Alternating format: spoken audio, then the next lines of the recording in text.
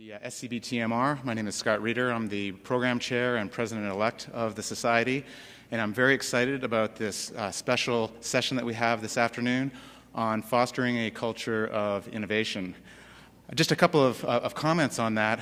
When about a year ago, when we started to plan the curriculum for the week for this meeting, we wanted to try to capture the essence of the society and what we mean and what the society is about in one word. And the one word that kept coming up was innovation.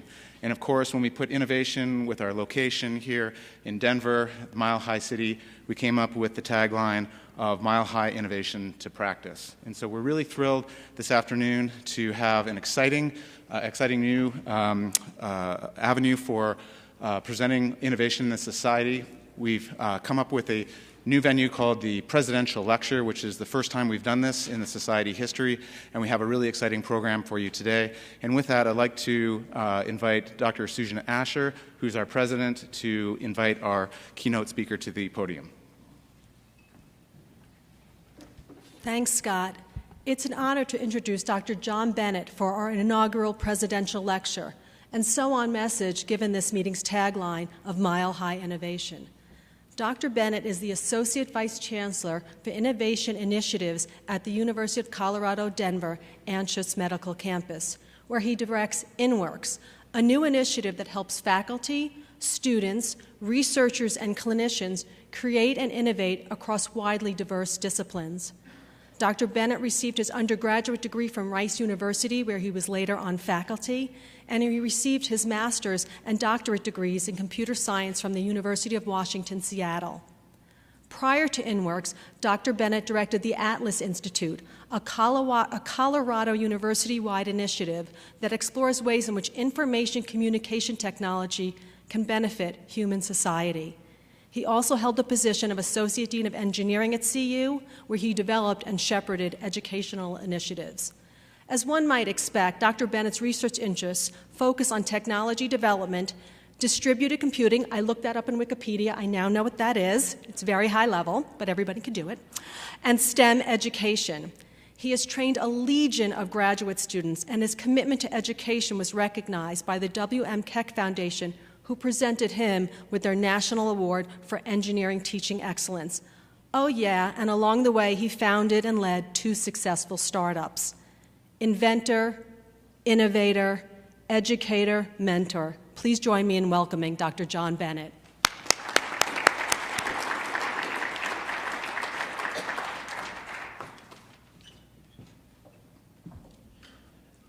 First, we're going to see if our technology is working. Okay. Well, thank you, Susan, for that kind introduction. For over 2 decades across 4 university campuses, I have built programs that intended to facilitate collaborative innovation.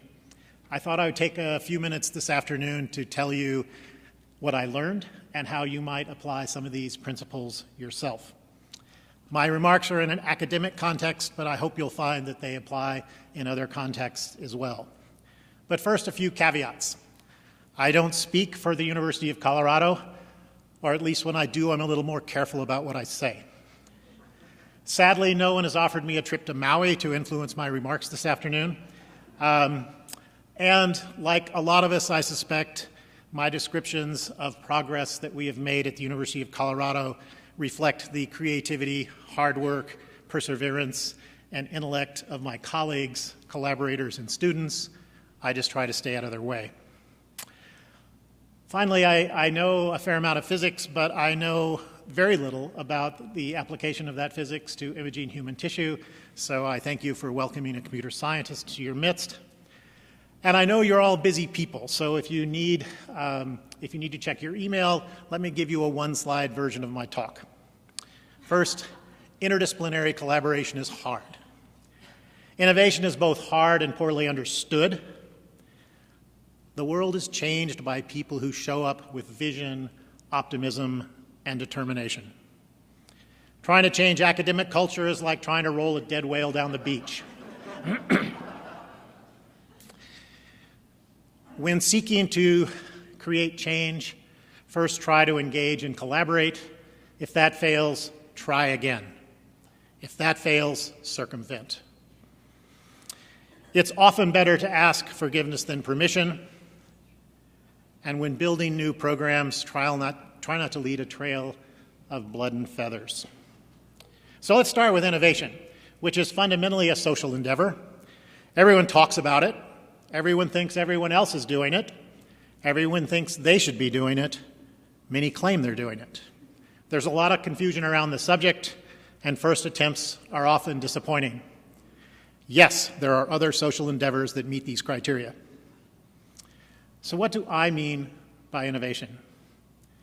To me, innovation is the process of translating what we can imagine into something that we can experience. In addition, the results of this process should matter. It should fulfill an unmet need, solve a problem, improve the quality of someone's life, or have some other positive impact on human society. Sometimes we in the academy lose sight of this. As a result, we're increasingly called upon to demonstrate value to communities that we serve, our students, our geographic locale, our state, our nation, the world.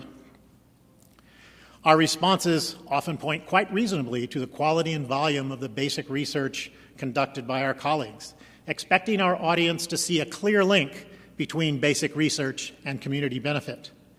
However, that path from research to result to demonstrated benefit can be long, and the link's tenuous, particularly for a non-specialist. We also have old ideas about education.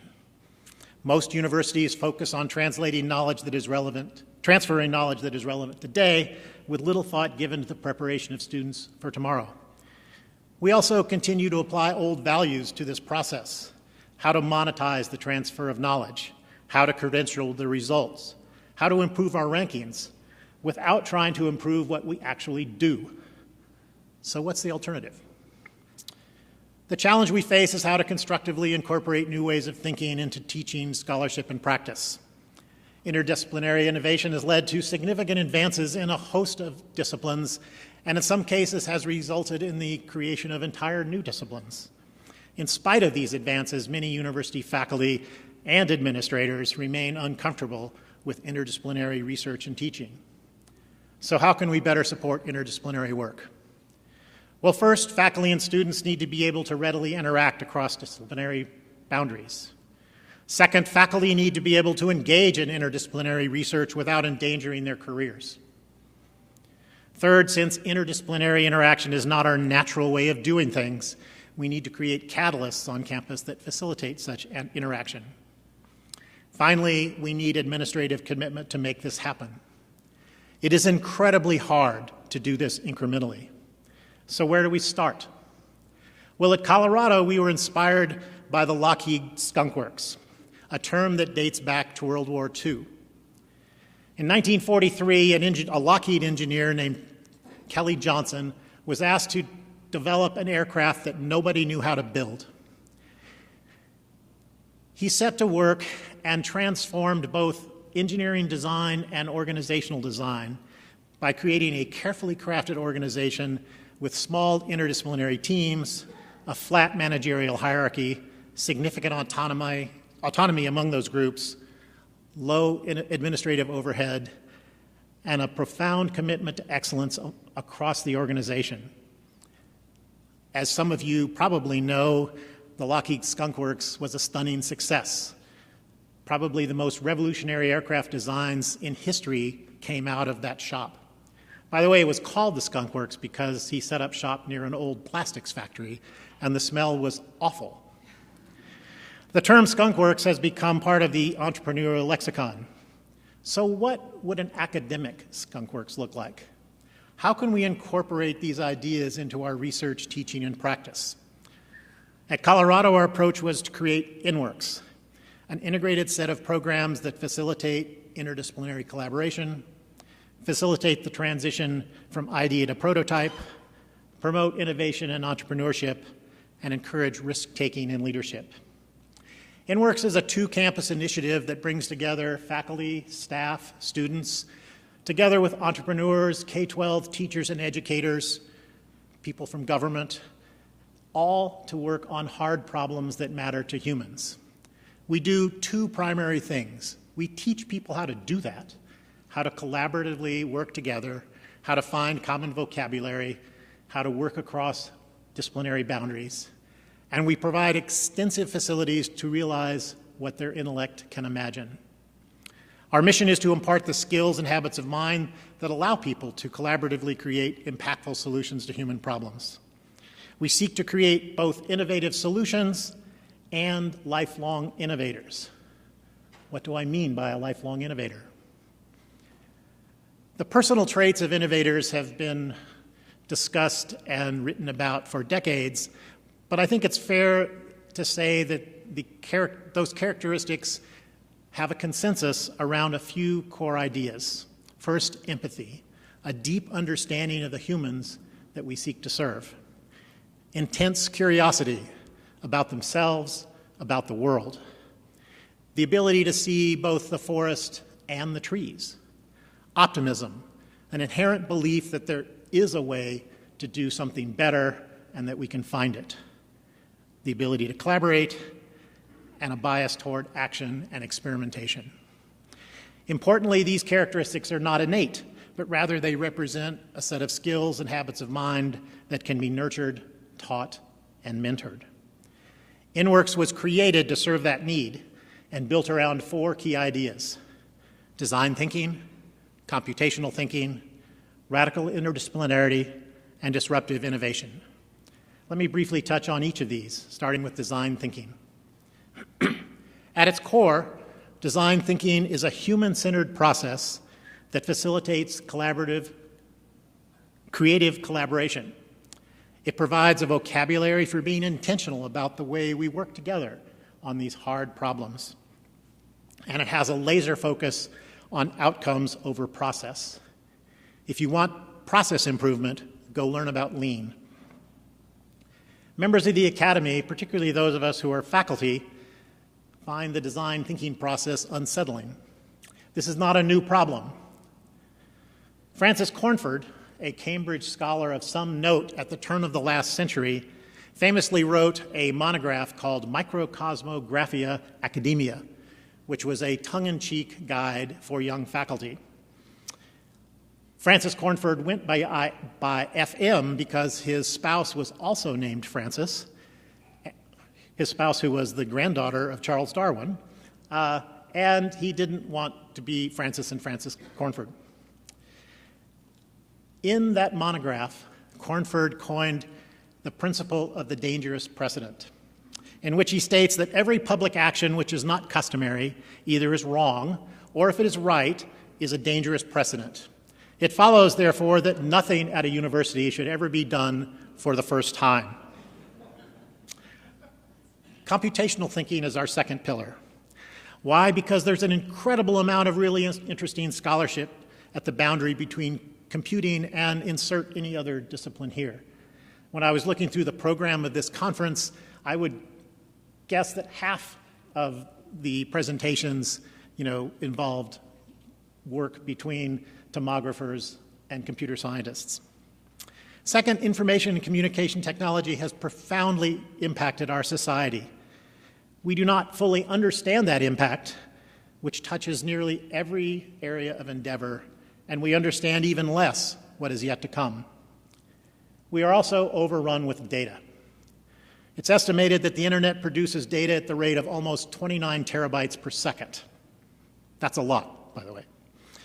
Most of those data are generated by geolocated individuals who self-report items of personal interest. Those data could use productively to improve education, healthcare, government, or they could be used to destroy the foundations of civil society. The questions about who owns our data and whether we have a digital right to be forgotten are part of the great social debate of our time. They are also examples of the kind of radical interdisciplinarity that we need to address hard problems. Solutions to hard problems almost always require more than one kind of knowledge. And the knowledge needed to solve those problems is often to be found in a completely different domain than the problem itself. Interdisciplinary innovation is thus an essential tool for solving challenging problems, and it's an essential skill set for those entering the future workforce. The Academy isn't very good at interdisciplinary. The way we structure knowledge in silos perpetuates disciplinary boundaries that impose real challenges to how we go about our work. So how might we do it better? Well, we can't just throw a bunch of people in a room from different disciplines and hope for the best. We're creatures of habit, and absent intervention, we'll fall back on old habits and just sit at the same table with our friends and colleagues. We need a shared vocabulary of collaboration that honors different expertise. We need to understand and be intentional about team dynamics. We need to avoid needless hierarchy. We must recognize that innovative leadership is not about creating goals and incentives, rather it is a process of giving direction that promotes creative problem solving. Everyone in the room has probably heard of Clayton Christensen and has probably heard the term disruptive innovation. Dr. Christensen has made a cottage industry of disruption, and whatever you may think of him, he has a point. For example, think about anything having to do with computing, the number of transistors on a microprocessor, the cost of a megabyte of memory, the number of users on Facebook, the number of Google searches per second. Whatever metric you choose, I would posit that it has changed, it has grown exponentially, and in some cases has been doing so for several decades. Human social systems have never in history had to cope with that rate of change. Our customs, our laws, our schools, our business, government, our citizens are ill-equipped to cope with change at that pace. As educators, how can we help respond? Well, to start with, we need to do some things differently. When I ask employers about what they want in their new hires, the first thing they say after solid academic preparation in their discipline is they want creative idea people who are capable of adopting new ways of thinking, of synthesizing available information into actionable alternatives, of developing practical solutions to complex problems even when the problems themselves are not well defined, communicating effectively across disciplinary boundaries, collaborating effectively in interdisciplinary teams, and leading when leadership is called for. I call such people lifelong innovators. The education of such individuals should represent a key objective of the academy, one that can both distinguish a university campus and help chart its course. At Colorado, we have built a two-campus program that embodies these ideas. First, on the downtown campus, where we have a primarily educational enterprise, we offer courses and an undergraduate minor, graduate certificate, and undergraduate certificate in human-centered design and innovation. That minor and those certificates are open to every single major on campus. We also offer workshops that range from 2 hours to 2 days that develop specific skills. And finally, we engage actively with members of industry, government, K-12 teachers and educators, and individual community members who just have interest. Our approach is a little different on the medical campus. There we focus on idea to prototype. We have a very active technology transfer organization. I suspect that most medical campuses do. But you can't patent an idea. You need to reduce it to practice. So we help with that. We also support directly clinical and research efforts where someone might need a proof of concept prototype to help with their R01. Or a surgical team might want a better model so they can plan a difficult surgery. And finally, we offer a collaborative interdisciplinary environment that serves a growing community of innovators. Between the two campuses, we have extensive prototyping facilities. We're not a manufacturing facility, but I'd like to say that we can manufacture one of almost anything. Let me give you a few examples of the kinds of things we do. So, surgical assist devices, therapeutic assist devices, drug delivery devices. Unbeknownst to me, a student developed a satellite launch vibration damping system that was launched into space by his employer. We have an active program in 3D modeling that takes imaging data produced by your colleagues and that are then used for medical education, communicating to patients about both their disease and its treatment, and for pre-surgical planning. We also use commercial virtual reality hardware to provide pre-surgical planning for multiple perspectives. We've developed microfluidic devices that are used in pulmonary research, and we've been involved in interactive immersive art. You're wondering why there's a picture of a red striped zebra on this slide. It's because that InWorks is the world's leading facility for repair of animatronic talking zebras. This is Candy the zebra, who lives at the Houston Zoo. The story of how we came to repair Candy, who had lost her voice and ability to move her head, is long in the telling, but nonetheless, Candy showed up on our doorstep. We repaired Candy, and she is now back at the Houston Zoo, where you can see her this holiday season. So if I may, let me acknowledge some of my colleagues who actually do the work I've been talking about. Their names are here. I also want to acknowledge all of our collaborators from the faculty, staff, industry, education, government, and community, and most importantly, a host of hardworking students who make what we do possible. Through everything we do, we take a singular approach, which is to collaborate with everyone and compete with no one. I actually mean that.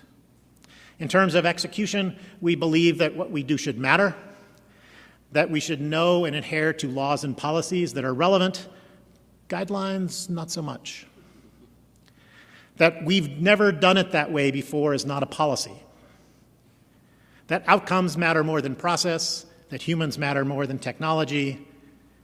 We believe that we shouldn't be afraid to try something that might not work, and we definitely shouldn't be afraid to stop doing something that isn't working. We also believe in failure, as strange as that might sound. We try ideas we know might fail because it's an essential element of innovation. We evaluate everything we do, we learn from our mistakes, and we try again. In the entrepreneurial lexicon, that's failing fast.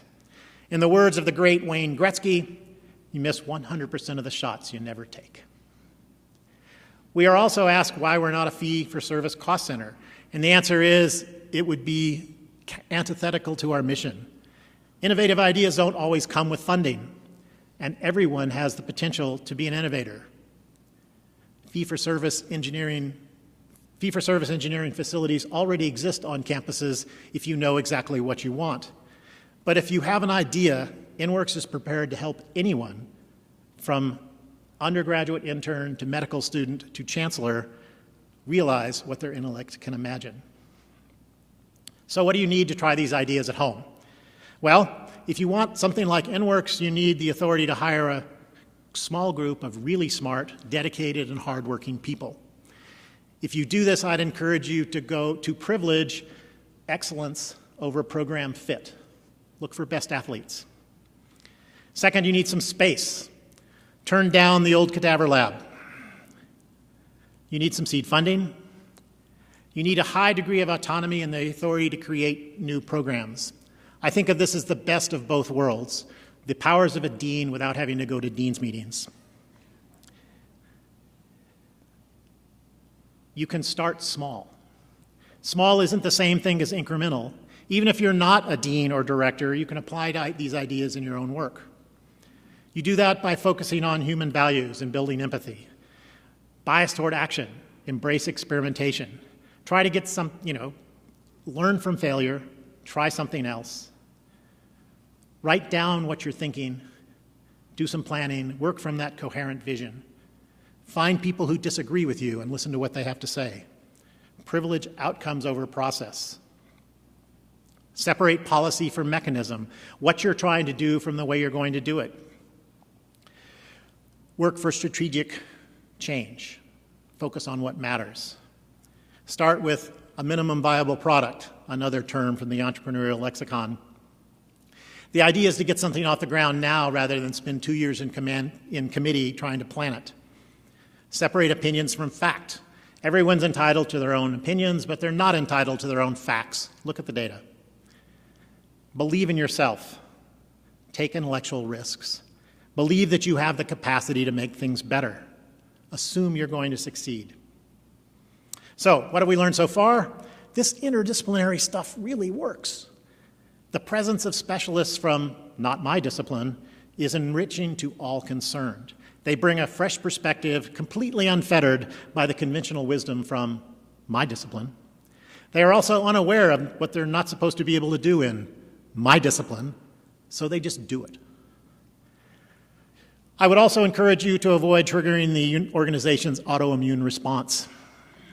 Louis Menand, in his great book, The Marketplace of Ideas, talking about curricular reform, referred to a certain group of faculty as the T cells of the academy, who sought out new ideas wherever they could find them and killed them.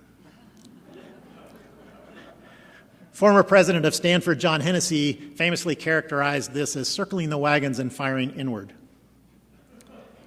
Second, humans are messy, and when we work on human problems, we need colleagues who understand qualitative research that relates to people, populations, and policy.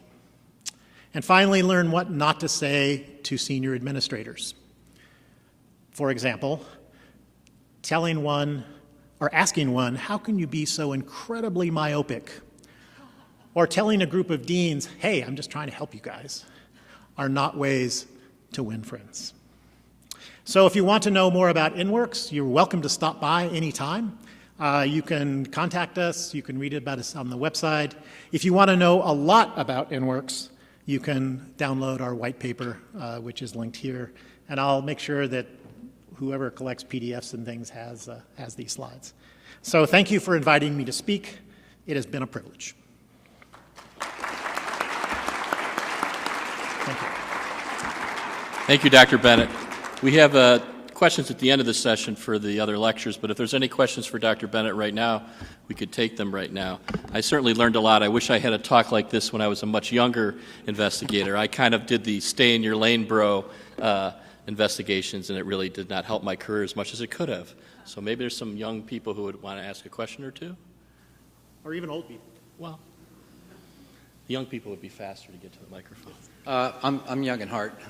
Dr. Folio from NIH Clinical Center. And I'm interested from the HIM-SIM Society, which I'm sure you know about, the Enterprise Imaging Initiative, which is an interdisciplinary effort to try to get dermatology, pathology, the visible light, and the infrared and other types of imaging into a PACS or a VNA. I wonder if you have any experience on that.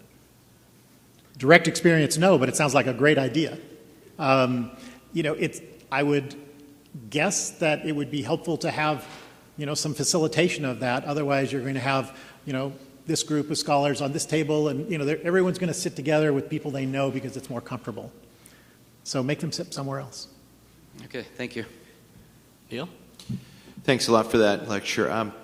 Question is, in the interdisciplinary concept that you're talking about, traditional academic structures just do not reward that. And just the notion of the independent investigator, which is rewarded extraordinarily and is heralded. How do you cope with that at the University of Colorado? Well, that's a really good question. So when I was asked to create this program, I told the chancellor that I needed to report to the provost, and so that I would have the ability to, exist as an academic unit without being part of any school or college. Because as you probably know, most deans, perhaps wisely view their primary role as resource protection. And so if we were part of one school or college, the other deans wouldn't want to play. By being not part of any school or college, and by eschewing the traditional fiscal things like credit hour production, we were able to move forward and work with everyone. Do you see that this is something that can disseminate widely, or are you just a lucky guy? I'd like to think that it could be widely disseminated. And yes, I was a little bit lucky, but I also think it's fair to say that we had some pretty stiff headwinds. And we were able to figure out a way to do it using some of the ideas I've talked about. Thank you. We have time for one more. Jeff? Congratulations on a tremendous program. I think that having a program like this that is not relying on fee-for-service is tremendous. My question to you is, how do you scale in that circumstance, particularly as you build success? So our initial funding came from chancellor discretionary funds, and we're moving to a funding model that where basically the deans throw a little bit of money into the pot. The entire InWorks budget on both campuses doesn't make the decimal point for the dean of medicine. I'm just going to say it. He has about $80 million a year in discretionary money. Our budget just doesn't make the decimal point. So, you can do a lot with a comparatively small amount of money.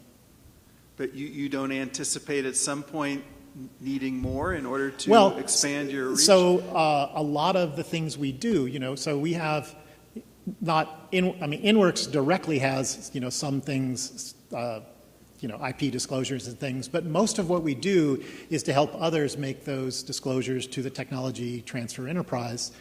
I anticipate and believe that in fairly soon, royalties from those endeavors will more than, cover what we're doing. I don't want to be tied to that, but I'd like for the CFO to say, yeah, InWorks, they're great, keep funding them. Thank you. Great.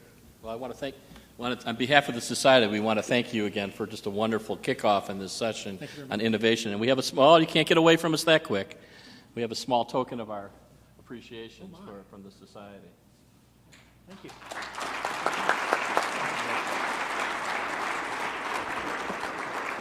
So it's a tough act to follow, of course, but Dr. Schnall is ready for it, and it's come to visit from Pennsylvania, and is going to talk to us as a nice moving forward on this topic with developing a culture of innovation within radiology. Mitch? Thank you, and I very much appreciate Dr. Bennett's presentation. Very much resonated with me. I'm going to talk a little bit about some of the work we've been doing at Penn to try to foster a culture of innovation. And when I'm talking about a culture of innovation, we do a lot of research at Penn as well. But I'm not talking about the basic research per se. I'm really talking about innovation of the clinical practice, because we're very frustrated about our ability to translate some of the research ideas and just some general ideas that, of how we change practice into practice. And so that's something that we wanted to take on. Just my disclosure, a research grant from Siemens. So first I wanted to ask the question, how innovative are we as a discipline in radiology? Clearly our discipline has changed tremendously over the last 30 years or even less than that. We've adopted a number of new technologies since we've started, and those technologies have completely reshaped our discipline. So in some sense, one could claim this is innovation. On the other hand, if we look at it a little bit differently, from the fundamentals of what we do. We still do a lot of things very similar to what we did when we started as a discipline. This is a radiology report that I was given by Kurt Langlotz from 1896. And the language is a little strange, but basically he said, I don't see any renal stones, the bones look okay, there are no foreign bodies. You can imagine this today if the language was a little bit different. So maybe in some ways we're not so innovative in what we do. Ruben Mesrich, who was a former faculty member of Penn and our interim chair, used to ask him, what do you do for a living? He goes, well, I look at a picture and I tell a story. And although the tools that we use along that chain have fundamentally changed in an amazing amount during the time in all aspects, the fundamentals of what we do, look at a picture and tell the story, still hold. We have a real investment in our individual report language and structure. The radiologist owns the entire reporting workflow, so we get the image and we output the report, and we do all of that in general. And we've got a strong investment in individual brand, right? I like the way my reports look. I like the way my images look, and that investment really makes it difficult to layer certain aspects of innovation on. So maybe there's some things that we do that aren't as innovative as they could be. So when you study and look at organizations and organizations that innovate, one of the things that characterizes these organizations and individuals that are innovative leaders is this idea of learning agility. Learning agility, which simply put is knowing what to do when you don't know what to do. A more detailed description of learning agility, it's the ability and willingness to learn from experience and then apply this to first-time experiences. maybe one could think of this as using your experience to be comfortable shooting from the hip in some way. That's really what learning agility is about. If we look at traditional thinking versus agile thinking, and by the way, they put this on a spectrum. Traditionals, they call that expert thinking versus agile thinking. You know, conventional intelligence versus quick thinkers, grades and test scores traditionally versus innovative initiative and curiosity, fresh connections versus technical skills, principles, rules, and thumbs versus analytical skills. This is really a key axis that we think about along this axis. So one of the things that we did at Penn is we went around and tried to test ourselves to try to understand a little bit about, so how agile are we? Are we agile thinkers? And there's an instrument called the VIA Edge, which tests agility in a number of ways. And this is all of the radiology leadership. We went through and tested our entire leadership on how agile they are, thinkers, based on the VIA Edge. And the blue dots are faculty leadership. The yellow dots are administrative leadership. And what you find when you look at this is that we're on the expert side, not particularly agile. Yeah, we do have our highly agile individuals, but as a discipline, we're on the expert side. If we look at medicine in general and academic medicine, most academic medicine, and we tested multiple departments within Penn, are a little bit on the expert side. Radiology was a little bit expert than most. Actually, the one department that tested a little less agile than us was pathology. And you can imagine pathologists are pretty set in their ways, and so that's not a surprise. So we don't necessarily have a natural tendency as organizations towards innovation, even though we clearly have innovative people within our department. And I suggest that most departments will probably look a little bit like ours. The other thing that's interesting is testing self-awareness. And if you look at testing self-awareness, we also test on the left side of self-awareness. So we're not quite as aware in terms of how agile we are as we may think we are. We may think we're very agile. We may think we're innovative more than we are by objective measures. And so what we did is we decided we were going to use a deliberate approach to try to cultivate a culture of innovation within the department. We're going to start by creating a burning platform. It's a lot easier to get people to jump off if you got the platform burning. We wanted to prepare our leadership and train our leadership to cultivate innovation. We established our little mini version of what we just heard in InWorks. We call our Center for Practice Transformation. Implement some top-down pilots to get some visibility, and then start implementing bottom-up innovation through innovation challenges. So the burning platform. This is the burning platform that we created, which frankly I believe is correct. I have a whole hour we can talk about these issues in, but I'll just give you the highlights of what we tend to push. Is there's tremendous financial pressure on us in our specialty. I think frankly the payers have given up trying to manage utilization. They are now going after cost per, and they're going after that hard. We have incredible productivity pressures as a result. We have value pressure. We have to show we're bringing value to the patient, not to us as radiologists, but to our patients and to the healthcare system. And how are we going to show that? Time of care pressure, constantly now having to make decisions that move patients through the medical process, maybe not because of medical emergencies, which are changing some of the pressures on us. And we've got disruptive technologies like information, like artificial intelligence and others coming down that are going to get in the middle of what we do as radiologists, not just on the edges of the technology we use to do what we do.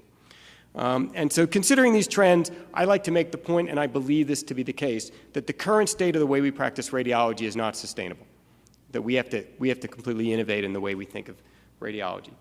Next thing we did is we developed a leadership program. We partnered with a organization that we have on campus called the Penn Medicine Academy, which has a leadership academy. And we basically involved a broad part of our physician and administrative leadership, about 40 people in our department. We're part of this leadership program. Every individual got a personal leadership coach. And in addition, we ran yearly retreats and several quarterly programs to deal with some of the issues, frankly, that we heard in the prior presentation. How do you manage teams? How do you build a feedback-rich environment and improve communication? How do you manage change and stop the 1,000 points of no from killing what you want to do and being the immune system of your change? Decision making. How do you make decisions, and what's the right amount of data, and how deep do you have to go in analyzing your decisions and be comfortable with them? Financial management, talent evaluation. So we did a fair amount of programming to prepare leadership.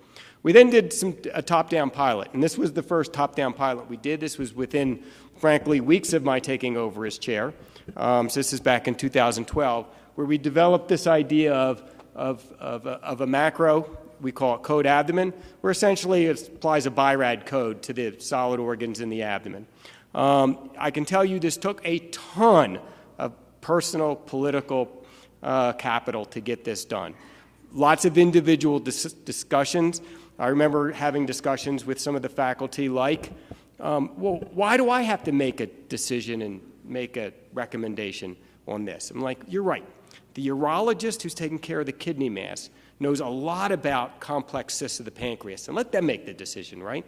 I mean, who should make the decisions? It took a ton of individual discussions at that level in order to get this implemented, and we got it implemented with a high degree of compliance. So what do we do with that?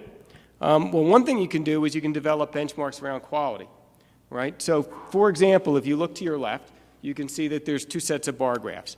The one to your left are bar graphs for the fraction of reports that in one of the organ systems includes an indeterminate, that is, needs follow-up lesion. And to the right are those that have a suspicious lesion, something that we think is worrisome. Well, needs follow-up is kind of a hedge, right? And those three colors are three different hospitals. Two of them are one place, one of them looks a little different, kind of hedging 3 times as much as the others. Is that a quality measure? I kind of think it is. And it gave us data that we can take on. Another thing that we did is tried to take on, and this I know a lot of folks are doing these days, is trying to do follow-up reminders to make sure those people who needed follow-up get it. So we automatically mine data off the reports. We generate it into a work list. The work list automatically generates reminders back to providers. Hey, you may want to order the follow-up because they may need it. The only problem is providers are getting inputs from all over the place. They tend to ignore reminders that come to them. So it actually doesn't work quite as well as we'd like it to work. So the next step here is actually taking the next step, and that is hiring our own APPs and literally running a virtual results clinic. Literally in collaboration with the Department of Medicine, so we're compliant in terms of managing APPs. They're going to be writing orders, literally writing orders and following patients until, frankly, they need a referral to a specialist. So when a pulmonary nodule gets big enough and needs to go see a pulmonologist, we'll send them to the pulmonologist. So taking that on. Our Center for Practice Transformations then started running bottom-up challenges. And the Center for Practice Transformation includes some expertise in design thinking, some business analytics, some programming support that we put into this center. And it is our mini version of InWorks that we just heard about. We ran a challenge. We got 30 ideas, 10 semifinalists, and 2 winning ideas. And we do this about every 6 months now and publicize it quite a bit around the department. An example of sort of an idea that came from challenges, this is LiveAware. Tessa Cook is working on this. The idea here is to automatically scan the medical record for patients that are coming in for encounters with primary care or gastroenterology, looking for patients who may qualify to be screened for HCC, because we know we're not screening as many patients as need to be screened.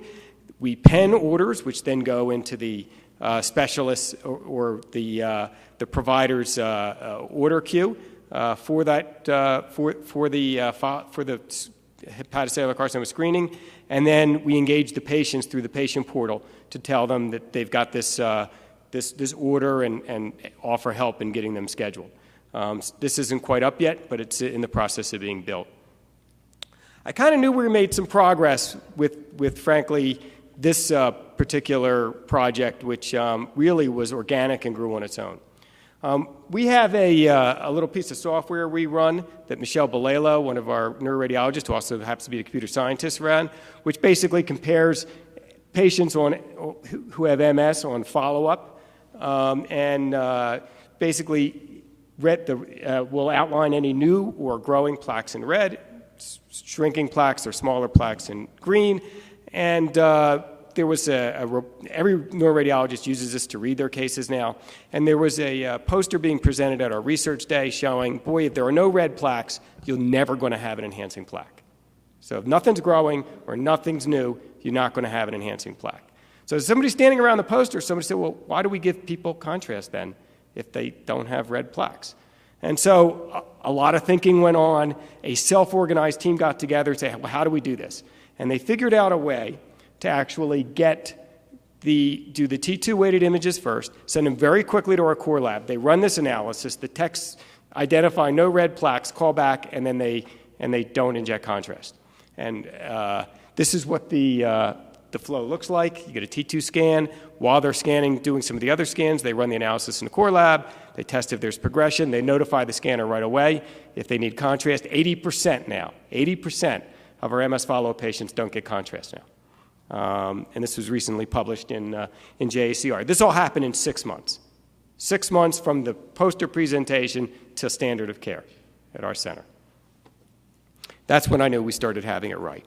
So we've had a number of successes in the innovation space, from the MS project I talked about, a number of things building off of our structured reporting system, a system to be able to provide a patient language translator for our reports, that people see them in our patient portal. That's what's called Porter. So we've had a number of successes along those lines. I will say that building culture is critical. Culture trumps strategy every time. If you've got people coming to work thinking that this is what we're here to do and this is how we're going to work, that's where we're going to be success. This is really hard to do. It takes a lot of, I think, intention to get it done. But I think slowly we're trying to break ourselves and move ourselves a little more to the Agile side of center and trying to develop a little more of a culture of innovation. Thank you.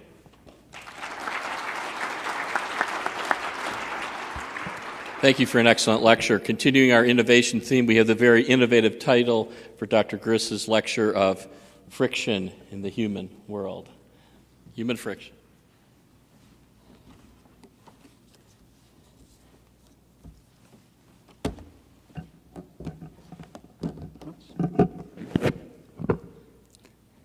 Thank you, Joel. It's a pleasure to be here. And I'd like to spend the next 15 minutes talking about creativity. It's something that, it's the capacity that allows us all to create art, develop new technologies, and conduct cutting-edge research. And there's been a lot of work on it, and it's been studied in a variety of ways over the years, focused primarily on studying individuals and their individual characteristics and their trajectories, their developmental trajectories for being creative geniuses. And it's often focused on those geniuses that become great scientists, inventors, and famous artists. But despite this, the fact that creativity is often thought of in terms of these creative geniuses, it's also something that's inherent to us all as human beings, and it's shared by us all. And it's expressed in our ability to produce new ideas that are useful, like we just saw from Mitch and from John Bennett. So I'd like to spend the next 15 minutes sharing some of the latest kind of often imaging-derived research about creativity and some of the things that we can do to facilitate that. Those are the disclosures. So, friction. I was actually assigned this title. I think it's to fill the seats of the auditorium. There's been a lot of curiosity about this friction, this title. And friction is a force resisting the relative motion of solid surfaces, fluid layers, and material elements sliding against each other, according to the great omnipresent Wikipedia. The result of friction is what's important. When surfaces in contact move relative to each other, it changes the kinetic energy into thermal energy. This creates something new, useful, and often remarkable. An example is this. This was a rock just a few seconds ago, traveling through space, a cold, hard rock, which was not very interesting. But when it interacts with the atmosphere of our Earth, it becomes something spectacular. The heat turns to light, and this image was captured over the Loch Ness by John MacDonald. So, what does it mean, human friction? Well, spoiler alert, I'm not going to talk about the heat created when two human bodies move against each other, Dr. Reeder. But I will talk about the energy liberated when human beings interact with one another. So clearly, we are stewards of this amazing technology, CT and MR, that has changed the world. In a survey of internal medicine physicians, it was identified as the most impactful innovation in the last 100 years. And that's clearly recognized by the number of publications in MR, and Dr. Eamon will be talking about patents later, and clearly incredible productivity. However, there's some concerns, there's some storm clouds on the horizon. And that is that E.P. Torrance has been studying, and his colleagues have been studying these groups of children since 1958, Minnesota children. And they're able to look at the creativity of those children over the years. And in the last 20 years, there's been a measurable drop in creativity of our children. This led to Newsweek calling it a creativity crisis. And I'm not going to go into this because it really gets kind of depressing, less emotionally expressive, less energetic, less talkative, yada, yada, yada. It's a concern. So how can we change that in our own field? And I'm going to talk about two things we can do as individuals, and then a few things we can do as leaders in our academic medical centers and in our departments. So how do we promote individual creativity? Well, the first thing is to make time for alpha waves. This is, well, let me ask you, how many of you have had a great idea in the shower? Raise your hand. Okay, it's about half of the individuals here. This is about divergent thinking. It's about letting your right brain do the thinking and letting these alpha waves burst forward. And in fact, there's science to go with this. This is the aha moment. The left brain is the organizational, executive functions. The right brain, more the creative functions. And Sendher and colleagues noticed that there's a burst of alpha waves in the right hemisphere about 8 seconds before an individual even knows they come to the solution to a problem. They've been able to measure this. It awakens the remote associations in the right hemisphere and spotlights inward. This has been supported by imaging research, which shows in this comparison by Fink between higher creative individuals and lower creative individuals, a difference in the right hemisphere alpha wave activity that is measurable and demonstrable. I did an unofficial poll when I gave the precursor to this talk at the ISMRM, and I asked our gold medalists about where they got their ideas. They had an average H index of 41, average number of publications of 174, and a lot of them had their good ideas in the shower before going to work. Actually, 9 of them actually in my unofficial poll. So this has been embraced, and I think it's useful for us to embrace. Private industry has embraced this. 3M masking tape was developed this way. Google, things like Gmail, Google Earth were developed by allowing people some unstructured time in their schedules and in their work to pursue these ideas. So therefore, I think it's critical that in academic medicine, we preserve that academic time at a minimum 20%. And as Fred Lee suggested yesterday, it's really important to preserve it from the duck bites of all the other compliance stuff that we have to do and to make sure that there's opportunity for innovation. And I think for those of you in private practice, I think it's worthwhile to ask your colleagues, how are we all spending time off of the clinical service in the interest of improving our practice? Now, in Wisconsin, we do this in a way that was spearheaded a number of years ago, catching alpha waves at the UW Practical Imaging and Intervention meeting, a.k.a. the fishing meeting, where we all go up to Canada and spend time lecturing to each other and going fishing. And you can see our program chair here, Dr. Reeder, joining me, Beth Burnside, and of course, Fred Lee. This meeting makes us all happy and relaxed, and we have generated more than $13 million worth of grants as a result of this meeting. And is Fred here? You know, yesterday he was talking about Dr. Reeder. Well, there you see him. He's the unhappy one there. And payback, Fred, for your expose on Dr. Reeder, but this meeting actually makes him really happy and relaxed. We have a good time, and there's been a lot of good that's come out of it. The second category of things I'd like to talk about is preparing the prefrontal cortex, and this is a convergent thinking. This is sweat, sadness, and failure, and it's all about writing grant proposals.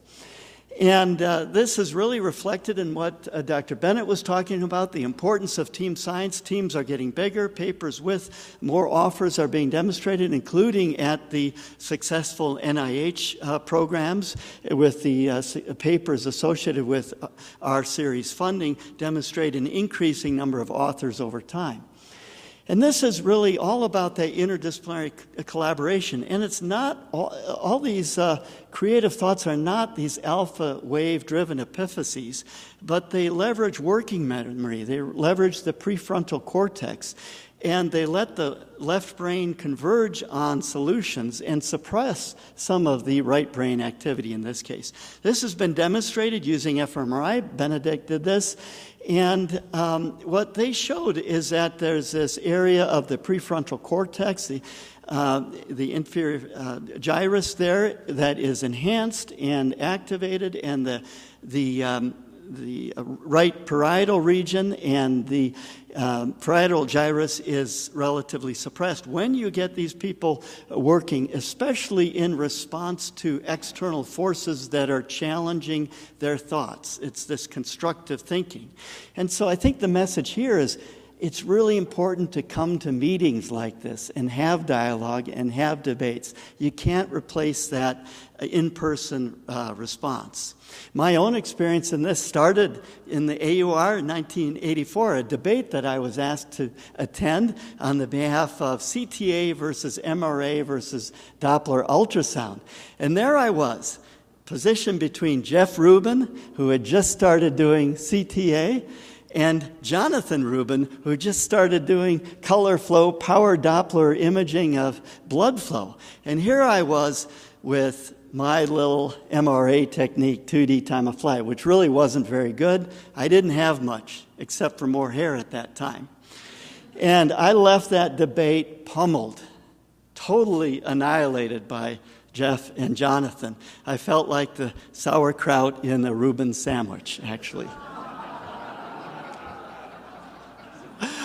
So I went back and that's just when Martin Prince, who's also here, just developed contrast-enhanced MRA, which borrowed from CTA to develop a morphologic image of the blood vessels that are flow-independent. And this was great. And I went back to our research group and said, hey, let's combine this anatomic and functional test, and let's develop this time-resolved MRA, which gives us some anatomic as well as functional information about vascular disease. And that proved to be a pivotal moment in my career. And it was all about that debate between the two Rubens. Okay, then finally, in the last few minutes, how can we promote innovation and promote human friction within our departments and within our research groups? 3 things. First of all, embracing the outsider. There's some really interesting data on this. The world is filled with natural outsiders. We call them young people. And they have good ideas because they're new to the field and they're unencumbered by tradition. Gamera et al. Studied this in a brilliant study of Broadway musicals. He could determine the successful ones and the flops.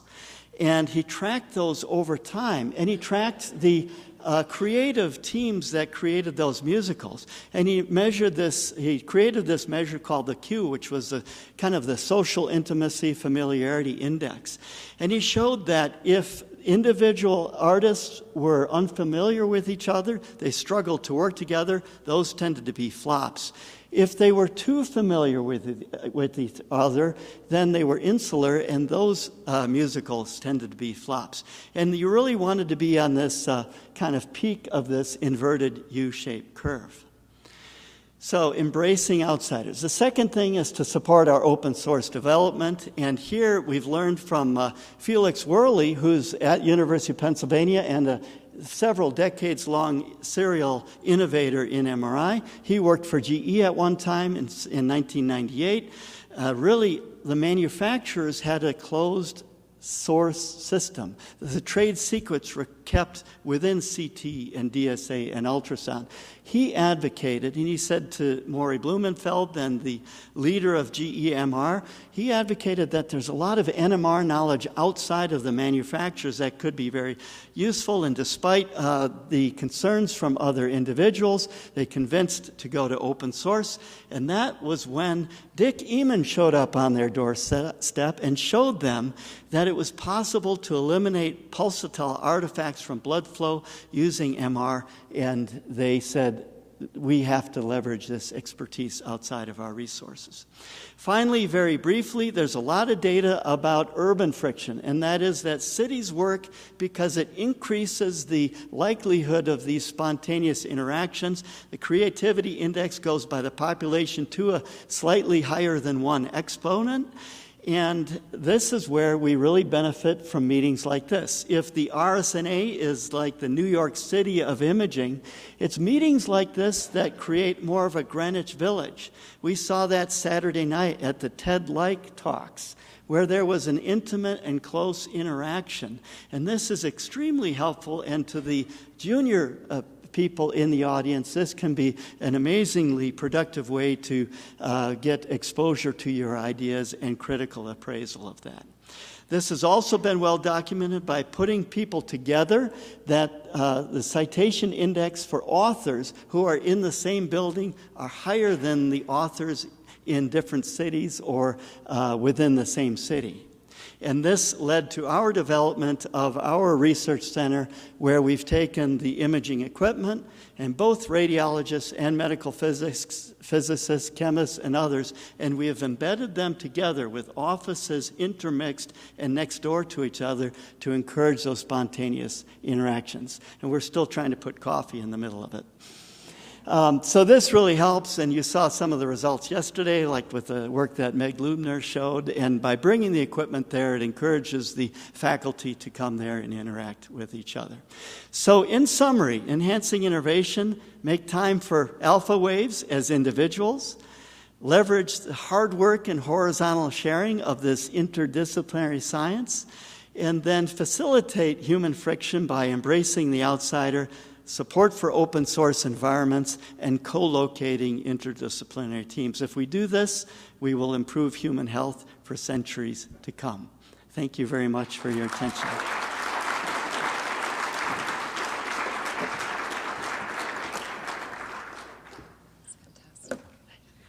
All right, that was a fantastic lecture, and now I have the pleasure of welcoming Dr. Eamon, who is one of the innovators of MR elastography, has over 40 patents, and is going to be talking to us about Pasteur's Quadrant, Innovation in Medical Imaging.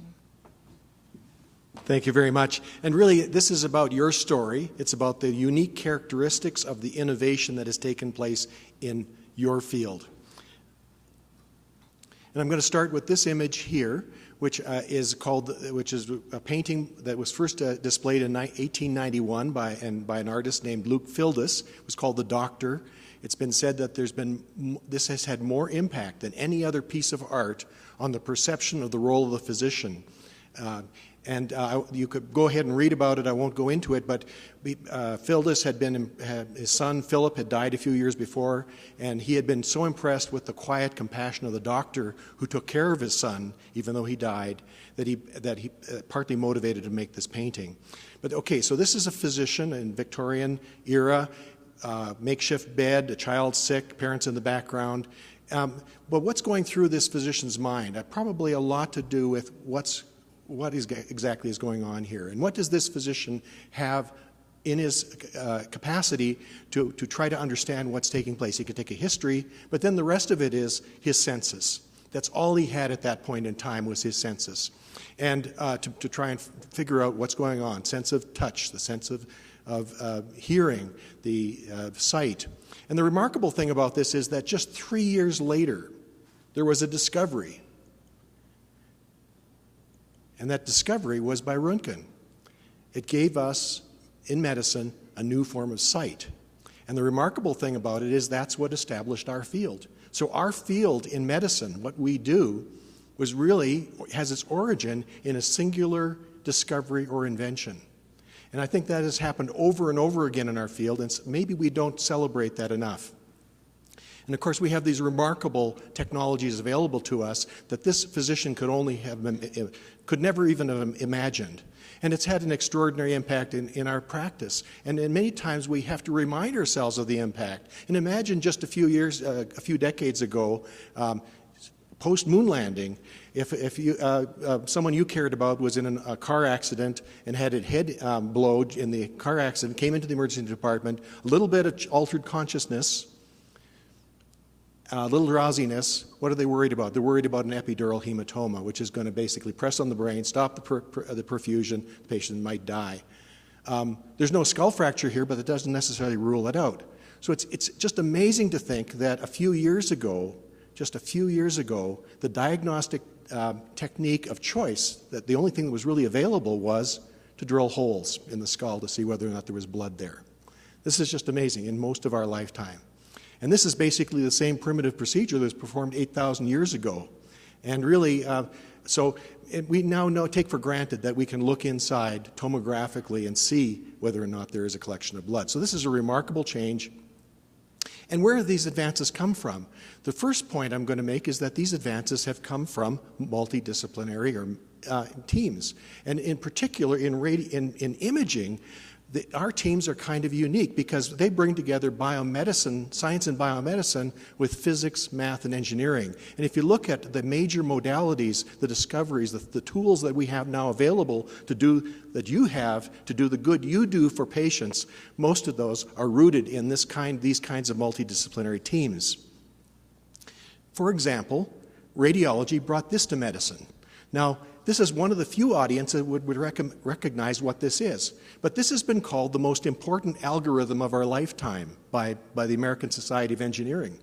And yet most audiences wouldn't recognize what this is. This, of course, is the data flow diagram for the fast Fourier transform, which was originally discovered during the Cold War to do seismic analysis to detect underground explosions in the Soviet Union, but really in radiology, and then it became at the root of most of modern communications. Many types of digital signal processing are based on this particular algorithm. And in medicine, one of the first areas this was used was in our imaging technologies. So many of our advances have been inventions. Now, who are the inventors? Well, of course, we think for CT and MRI, these are early CT and MR images, we think of these people who won Nobel Prizes, Hounsfield and Cormack for CT, Lauterbur and Mansfield for MRI. But the reality is, these technologies have been reinvented many times over since those first discoveries. We can do things with these technologies that the original inventors would scarcely have imagined. And so that's an important point, is we are continuing the process of reinvention of these technologies. Another aspect of innovations in medical imaging that we probably should pay more attention to, and we heard it already in this session, is the rapid rate of translation from discovery to practical use. In the pharmaceutical industry, it takes at least 12 years typically to go from discovery of a drug to it's in your medicine cabinet. In the case of medical imaging innovations, the translation is so much faster, and it started, of course, with the discovery of the X-ray. The radiography here in 1895 was published then, and all over the world, within a year or so, it was being used in medical care. And this in a small rural community called Rochester, Minnesota. 14 months later, here's a child who had swallowed a buckle, and they used this technology to find out where this was, and you can see it against the sternum there. And we saw that many times over. This is Hounsfield's proof of concept for the CT scanner. He built this thing by himself in 1969. And here we see, just a few years later, 1973, the first commercial CT scanners becoming available. Radical, very rapid translation.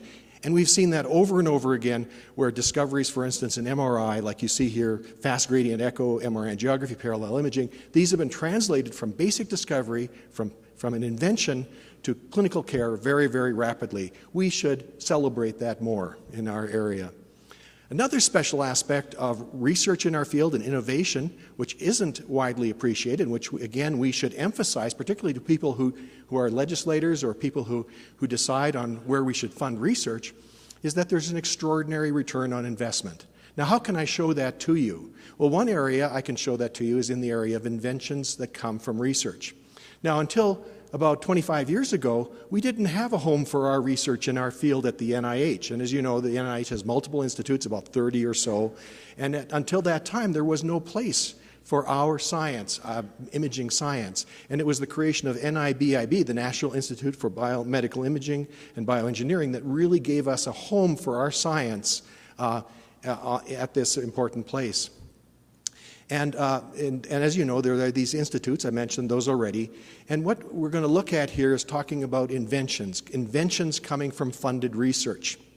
And these are important, not just because they represent solutions to problems, but also they're the origin of economic activity, which is, again, something we can use to convince legislators to provide funding for our research in our field.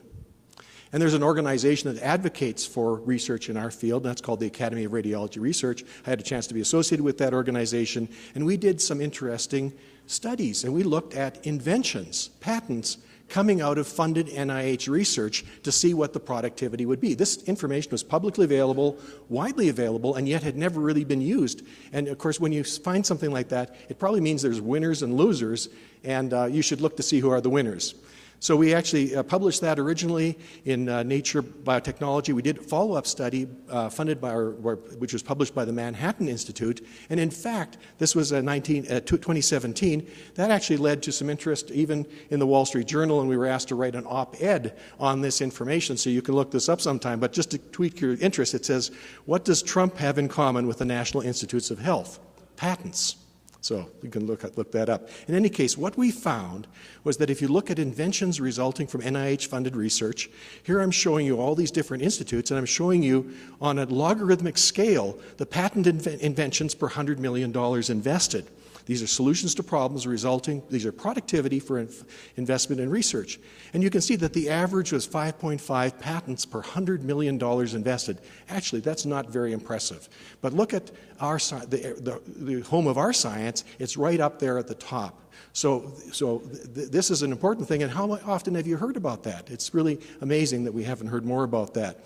Now, another way to look at the inventions is to see how important they are. And one way to assess the importance of inventions is to look at something called forward citations, which are the number of future patents that cite a given invention. So an invention that has many future citations is a new area of science and is more important likely than one that doesn't have that. So when we actually analyzed it that way, we actually found once again that the home of our science, NIBIB, stands out very well compared with most of the other areas of science at the NIH. How often have you heard about that?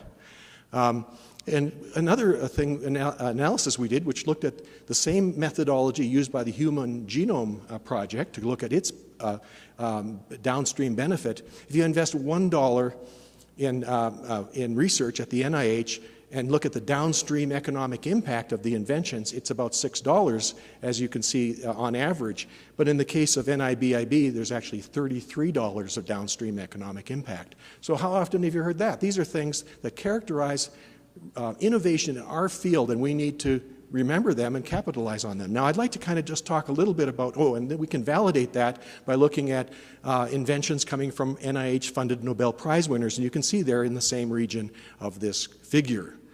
And you can look at other government agencies. There's DARPA, the Defense Advanced Research Projects Agency, famed for its success in innovating and in creating new inventions. And one of the things in this article that they talked about, its success, has been the fact that it is focused on something called Pasteur's Quadrant. And I'd like to finish this presentation by just telling you about what that is. And I'm going to start with this guy. His name was Vannevar Bush.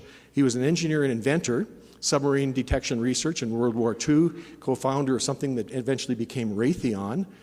He patented one of the first computers invented in 1935, but he was asked during the Second World War to head up something called the Office of Scientific Research and Development, which was really the agency that harnessed American science to help win the World War, or at least survive the World War. And for instance, he oversaw almost all the U.S. R&D operations, including the Manhattan Project.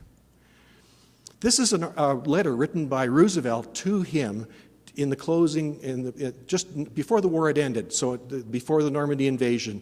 And it's a remarkable letter. You can look it up on the internet, but I'd like to just draw your attention to these sentences. Even in these dark days, he pointed out that the annual deaths in this country from 1 or 2 diseases alone are far in excess of the total number of lives lost by us in this war. And he asked Bush to decide to do a study to figure out what should American science be doing after the war to bring the same benefits to health care that could be brought in other areas of science, other areas that are needed, that applying the same the approaches that were used during the war. And he came up with this thing called Science, the Endless Frontier. You probably heard about this.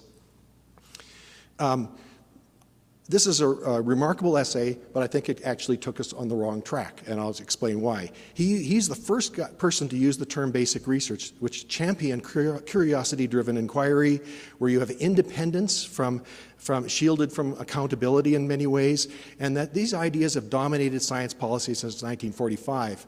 And if you're at a university, not all of you are, what's the most prized form of research? It's basic research. And yet, and I can say that largely the advances that we've seen in our field have not been in this category we call basic research. So there's this guy named Donald Stokes, who unfortunately died shortly after he published this book called Pasteur's Quadrant, and he raised questions about this basic notion that we should start with basic research and make discoveries, and then we will end up with things that can improve human life. And he really questioned that linear model, and he didn't question separating those things. And he came up with this two-dimensional view of scientific progress, which I'm going to show you right here. I'm about 3 slides from the end of this presentation. He categorized research according to its emphasis on fundamental understanding. In other words, how much are you trying to generate new human knowledge, yet low or high? And how much are you trying to be relevant to an immediate application? How much are you trying to solve a problem? And he gave these quadrants names. He called this quadrant Bohr's quadrant, because Bohr, after all, was just concerned about understanding how the universe worked. How did the atom work? He didn't really care about the applications. It turned out being very important, but he wasn't trying to solve a practical problem. Very important research. It was basic research. And he called this quadrant Edison's quadrant, because Edison just wanted a better filament. He didn't care about advancing human knowledge. He just wanted a better product. He wanted to solve problems. But then he drew our attention to this quadrant here, which he called use-inspired research, which brings together basic research, applied research, and everything else, puts it all together into a multidisciplinary situation, and he called this Pasteur's quadrant. Pasteur, of course, discovered many, many things, but almost everything had a practical use. Vaccination, he was one of the fathers of germ theory, processing food to preserve it. Many industries were founded based on his discoveries. And I don't know if you have ideas on who should be in this quadrant, I don't know, but we could talk about that. So just wrapping this up, It's interesting to look at this diagram, and really I actually think that research that advances in our field are often in Pasteur's quadrant, because if you think about it, patent inventions are solutions to problems, whereas this other axis is really the extent to which has advanced human knowledge. So, and we brought that to medicine. So how can we define the future, and what innovations will occur in our field? They'll probably be based on capitalizing on our unique strengths, which is our use-inspired innovation strategy. We have this rapid translation to patient care, historic record of high impact. Advances are often inventions. They're fueled by technology, and we embrace multidisciplinary team science, and we have a high return on investment. So once again, as this physician could scarcely have imagined what we have now, I think that if we go 100 years forward, we probably can't imagine what we'll be able to do because of this form of innovation that occurs in our field. Thank you for your attention. All right. Thank you for that excellent talk. And we're going to round out our session with Dr. Matsumoto, also from Mayo Clinic, and she's going to be speaking on From Bench to Bedside. Thank you for having me. This is a real honor to be speaking here, and especially after all these esteemed speakers.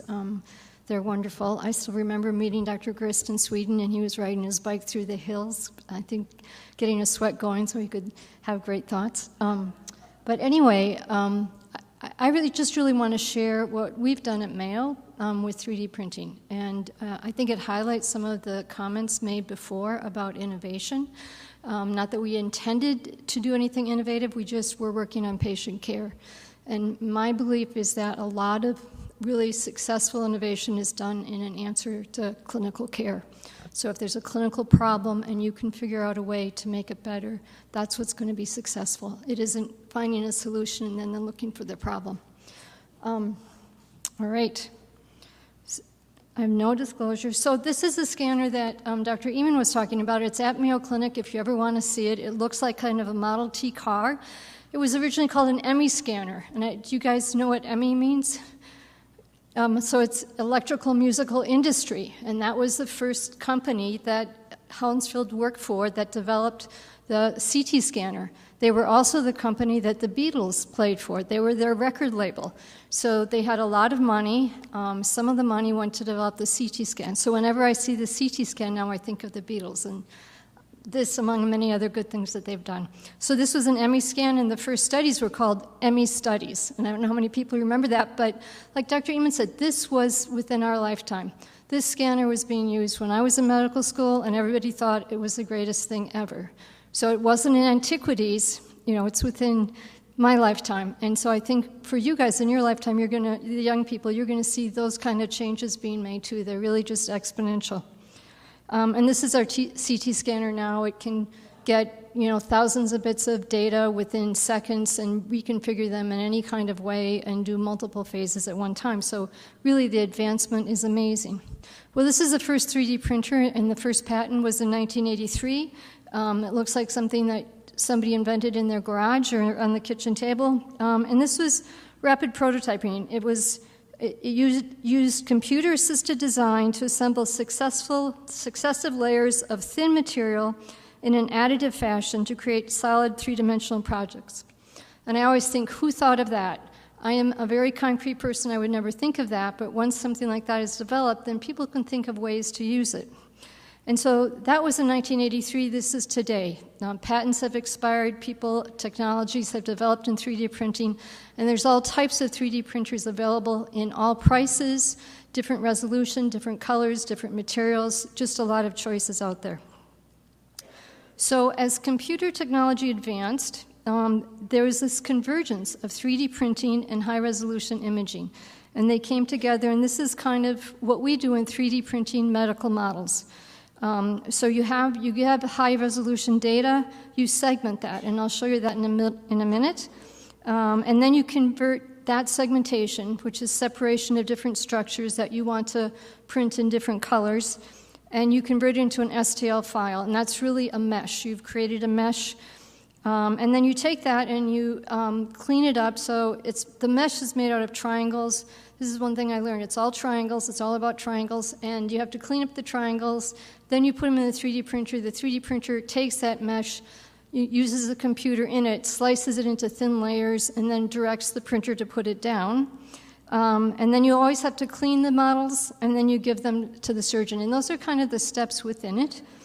So I'll show you the segmentation next. And I always think this goes back to kindergarten. If you can draw between the lines and use different colors, you're good to go. And this is something radiologists do all the time. We look at anatomic structures, you know, where's the outline of them, what's this, what's that, and then you kind of fill them in with colors. And I would say this is one thing I think that must generate a lot of alpha waves, because people that do it really get in the zone.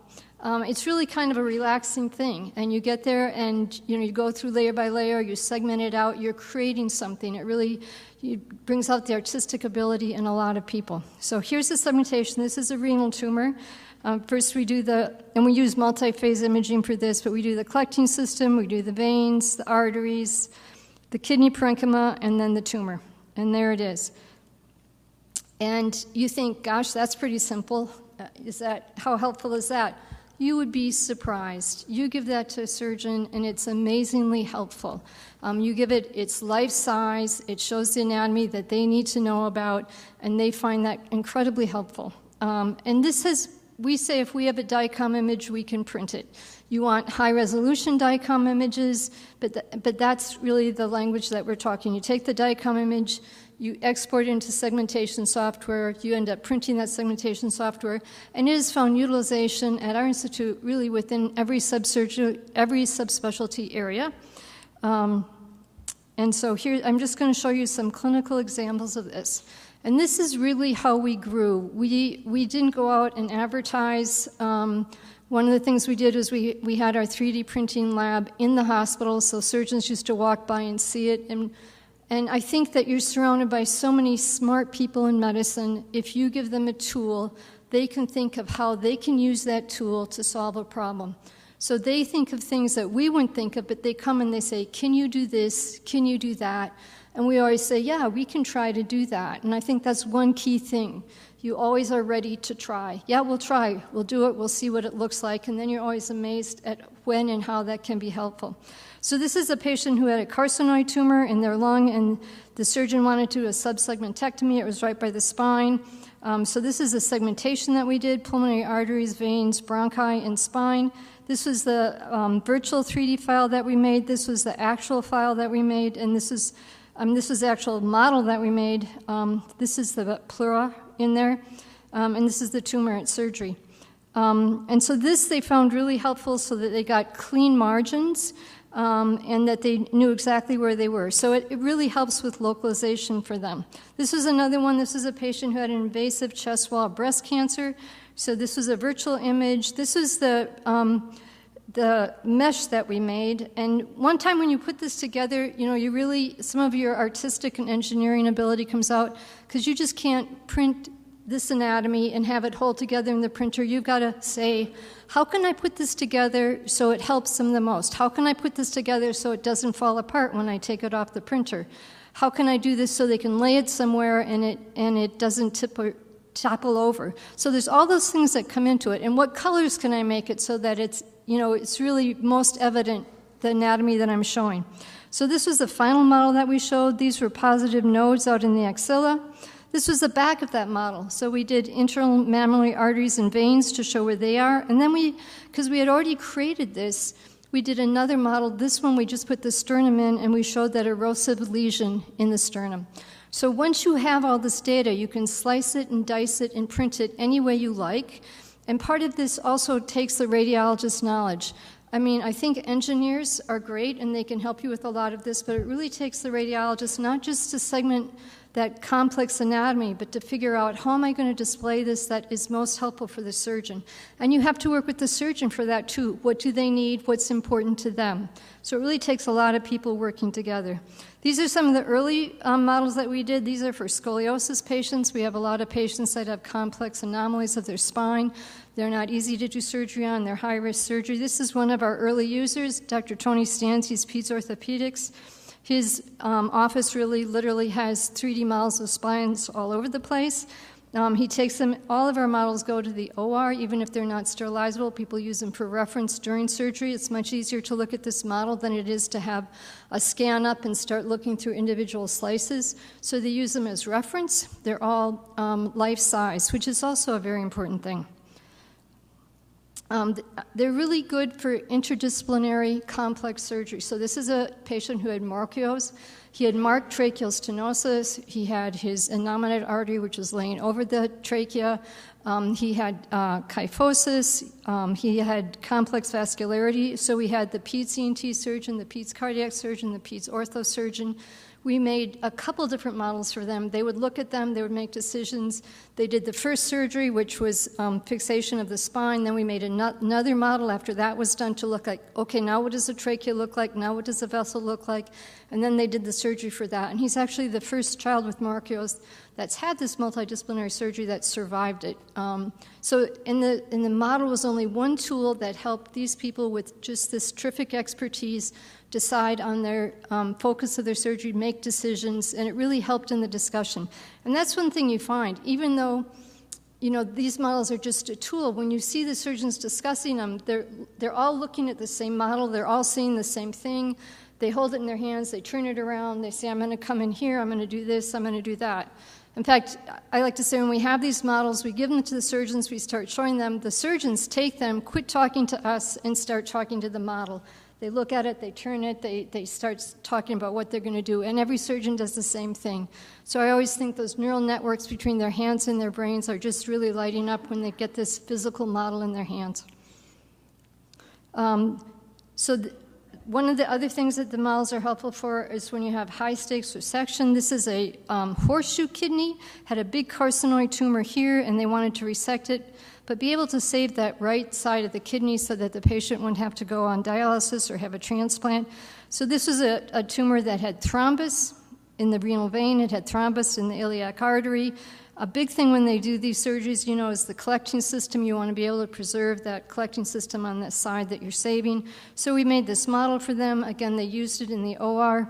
This is kind of a neat picture on the side. One of the other things we do is you can surface scan. I don't know how many people know about that. Using cameras, lights, you can surface scan things and get the resolution, the contour, the color, and you can 3D print it. So this was actually a surface scan of that carcinoid tumor in that kidney that we 3D printed life-size after the surgery. So really a number of great educational things that go along with 3D printing. This is a choriostoma in a 1-year-old. This family had come from the Middle East and come all the way to Mayo to have this resected. So this was, again, a really complex tumor. It was going through the orbit, it was going under the orbit, it was eroding, there was vessels all on top of it. This was a multidisciplinary surgery. And again, we printed multiple different models to give them different looks at this tumor so that they could help them with their surgery. And after surgery, we just, they came and they said, this made such a difference for us to get a total resection for this child. And I would have to say, people that work in the lab, this is what kind of keeps us going, because there's a number of nights and weekends you spend there. But when you hear about this kind of impact that the models have for patients, you're just like, yes, we'll just keep doing what we're doing because it makes a difference, it makes an impact. And I think almost everybody that works in 3D printing sees this. Here's a cardiac model. Here's a baby with an ectopic heart. And we made that model to help them plan surgery. This is one for stent placement. So the cardiac surgeon or the vascular surgeon actually practiced. Here he has a thoracic aneurysm. We made a model. The thoracic vascular surgeon practiced placing a stent in that model, and then he went across the way and placed a stent in the patient. So this is a very surgically driven practice. The models increase comprehension of complicated anatomy for the surgeons. It helps them decide their surgical approach. It helps them with multidisciplinary discussions, to rehearse procedures, and for intraoperative reference. This is the growth of the models at Mayo, and this kind of follows the innovation curve, and we think we're really right here on that innovation. Now, the other thing I want to talk about just for a minute is virtual surgical planning. So not only can you make models for them to look at, you can use that same data. The surgeons come in. This is an ENT surgeon speaking with our engineer. It was the first biomedical engineer hired by Radiology. We now have 2. The surgeon comes in, decides where he's going to make a cut based on the design, based on the patient's anatomy. our biomedical engineer then makes a guide that they can place on that patient in the OR, so they make those same cuts during the OR. So it helps them decide ahead of time where they're going to cut, and then you have this guide that helps them do that. So here's for this, that was a mandibulectomy. Here's for a fibular free flap, the guide that's made. Here's the guide for the mandible. Here's the 3D printed model afterwards that has those fibular segments in it, and they can bend the plate around it. These are just, again, pictures of this. And I would have to say the surgeons absolutely love this. I mean, the ENT surgeons are just, we do a number of these every week, and I think this is part of the future of 3D printing, to make guides. So what about guides? That's something that, we haven't done before. It's been done by industry. FDA has had oversight over that. And now, the whole question is, how about in-house guides? And so this is a lot of discussions going on now with the FDA and the 3D printing community under, what kind of a landscape do we do this under? So this is actively being discussed. So I just want to make one more comment about the FDA and the RSNA. Dr. Eamon was really instrumental in helping us form a 3D printing special interest group in the RSNA. And that has grown from 15 members to over 450 members. It's a place for people to get together and talk and have initiatives.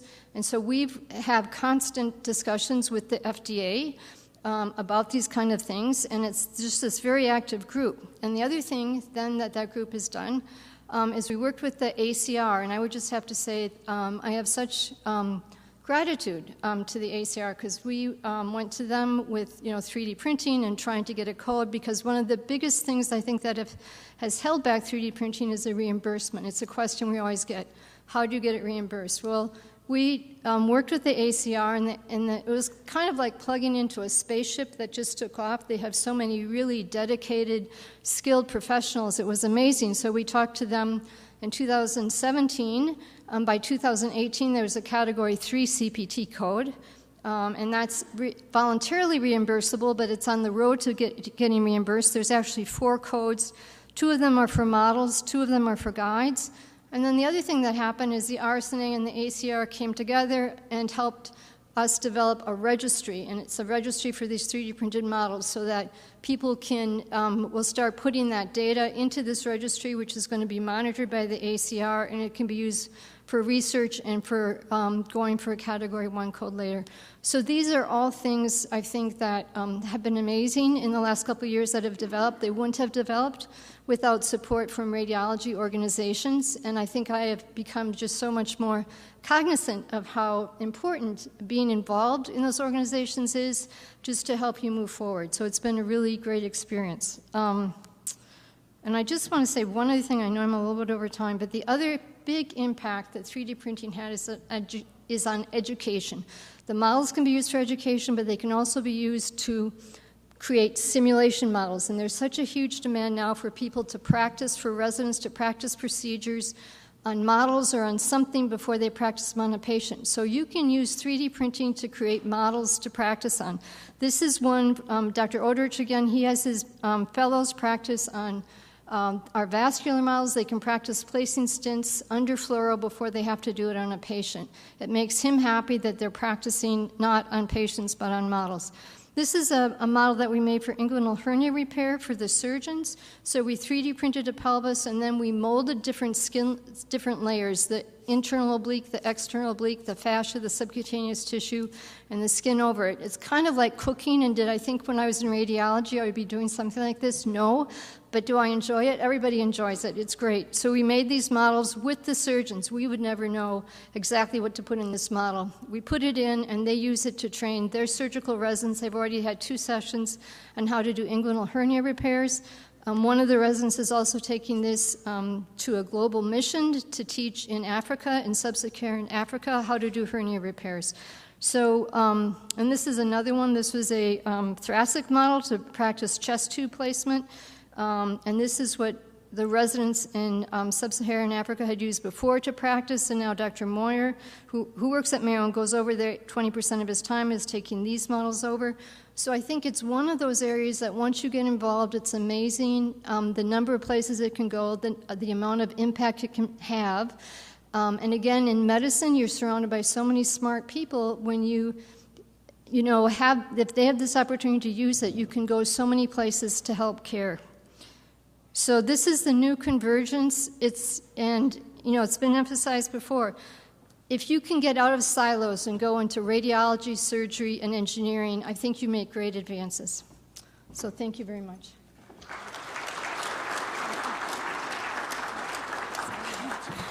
Quick announcement, we're going to have the Q&A next. We've got about 5 minutes before the break, but during the break from 3 to 3:15, if there are committee members, anyone interested, fellow or member, the committee chairs will be in there. We'd really like you to join. There's a number of committees that are open: education, curriculum, membership, bylaws. Thanks.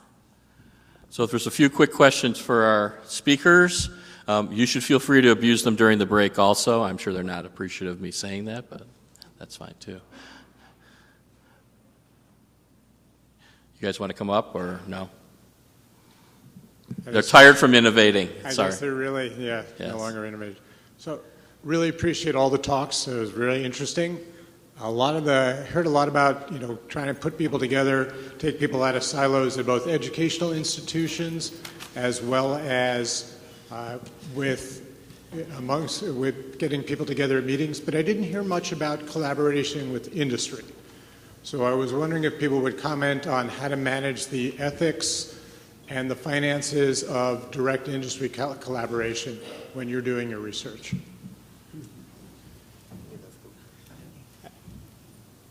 Is this on? Anyway, if you were around last week in Chicago, we actually had a whole session on the core session. We talked about research, had a whole session on industry collaboration. And, I think that, frankly, industry collaboration, although sometimes people get uncomfortable with it because, resources change hands and people are worried about undue influence, I think certainly in our specialty and across medicine, it's critical for us to make things real, right? And I think you just have to be careful that you're separating it from your clinical acquisition decisions, that you're doing value for value in research, and that you're aligned in what you're trying to accomplish. And I don't know if some of the others have... Well, I'll just say that you shouldn't forget that when I started in radiology, working with industry typically meant working with one of the big imaging companies, right? But now that's changed so much now. There are so many small companies with innovations and so on. So working with industry is much broader now than it used to be. Tremendous opportunities there, and there are good basic principles you can follow that have been well described that'll keep you out of trouble in that. But that's how we advance our field is largely in that area. I agree with that. Maybe what I would add with the existing kind of mature relationships, always a fair market value exchange is a fundamental principle.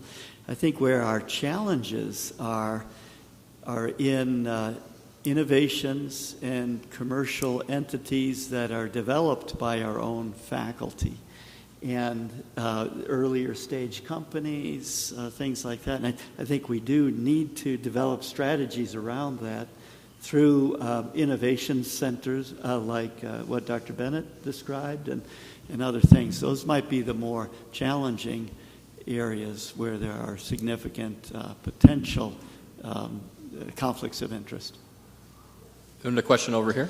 Just a quick comment on Tom Grist's idea of thinking in the shower and some dangers in that. Some years ago, we were having a research group meeting, and one of the students presented his results on experiments that I told him I had the idea from thinking in the shower, and he announced to the group that Professor Springer should take more showers.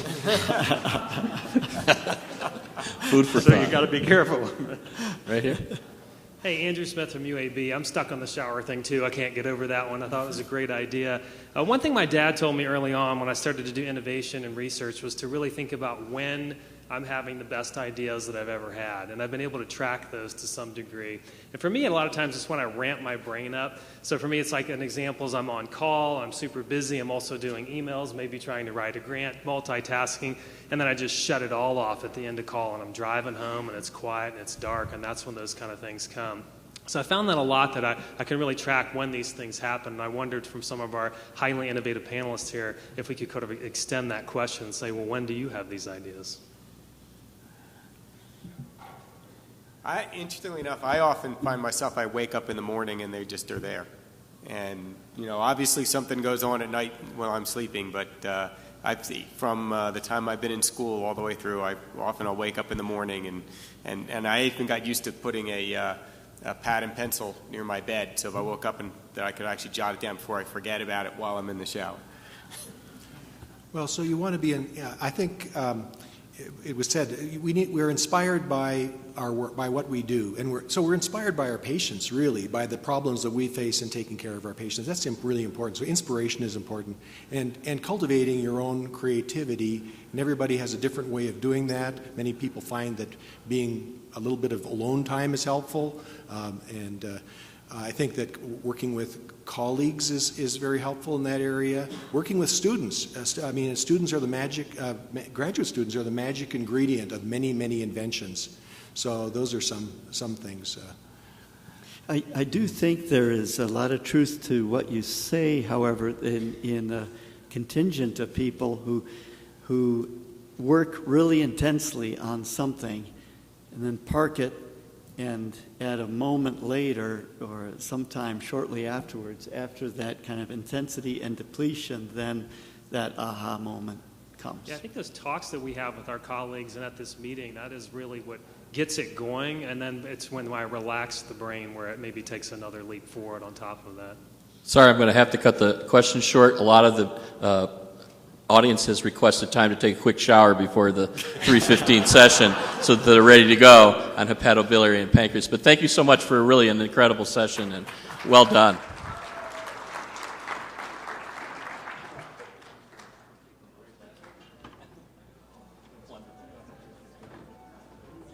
For over 20 years, Meetings by Mail has provided the gold standard in enduring materials CME. With courses specializing in body imaging, breast imaging, vascular ultrasound, nuclear medicine, and echocardiography, our activities can meet your entire self-assessment CME requirement for maintenance of certification. We collaborate with renowned institutions such as the SCBT-MR, Duke Radiology, Penn Radiology, Cleveland Clinic, and many more in order to create high-quality content for the home viewer. Products are available in DVD-ROM format and streaming online. 400 fully accredited hours of CME are available for your review. Presentation topics are searchable by session, faculty presenter, and keyword search. All video has optimal image clarity with audio cued to every slide. Bookmarking ability allows you to leave the activity and resume seamlessly regardless of device. We have incorporated all CME applications so you can get your certificate immediately after completing an activity. So if you can't make the meeting, bring it to you. Meetings-by-mail.com. Try Meetings by Mail and make sure you're never too busy to learn.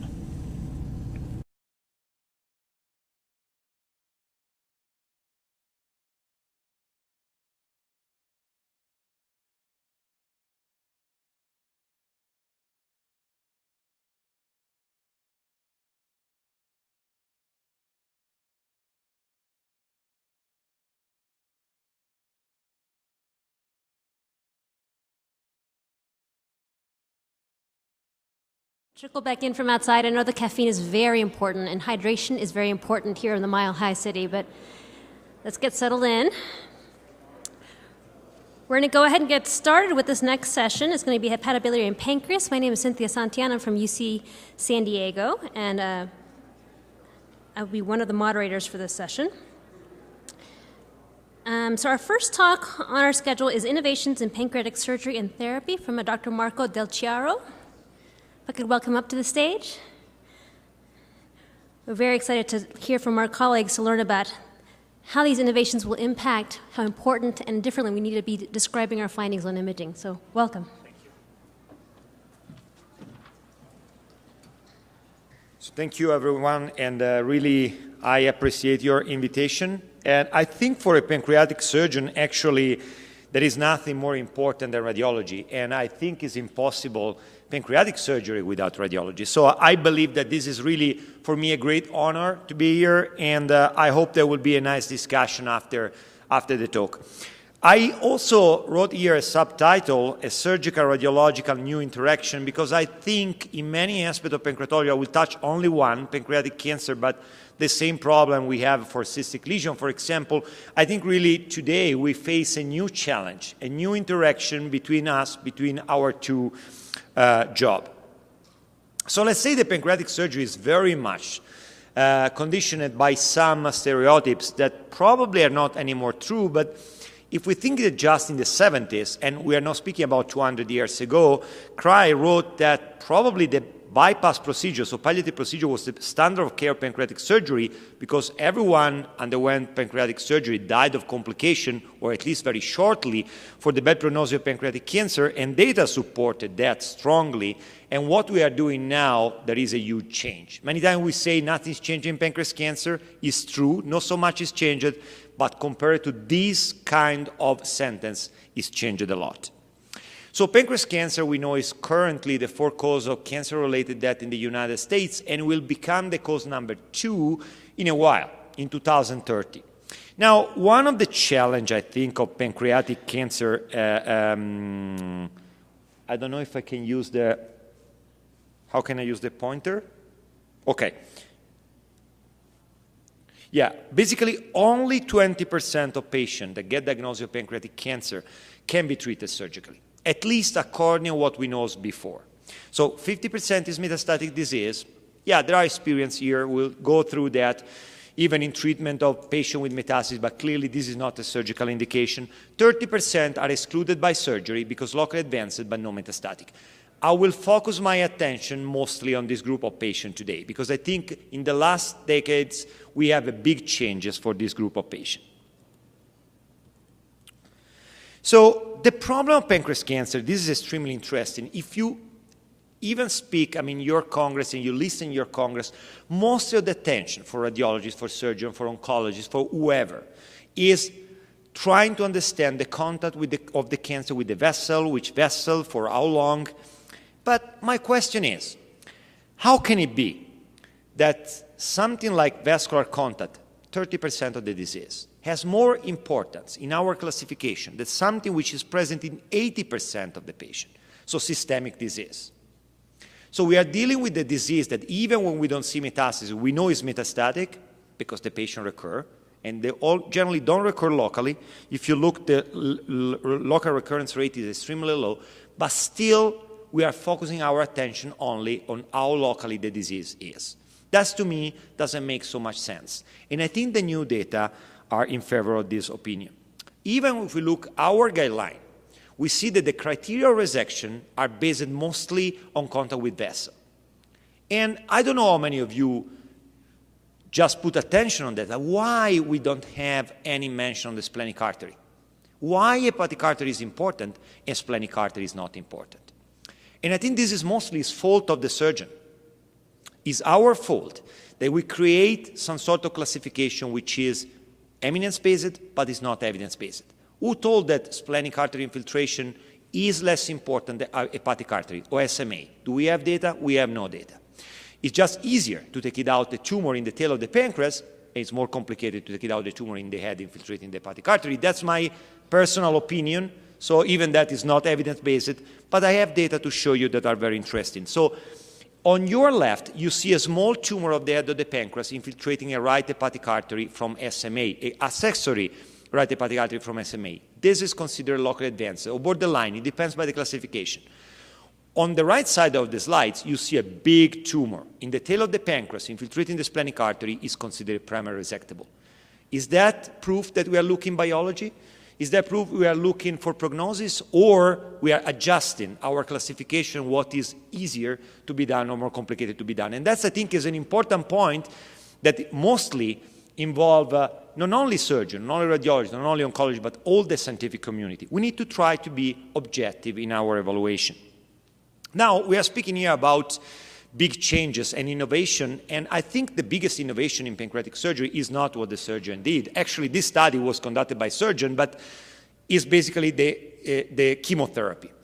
When I was a young resident, we had no chemotherapy for pancreas cancer. Almost we had no chemotherapy.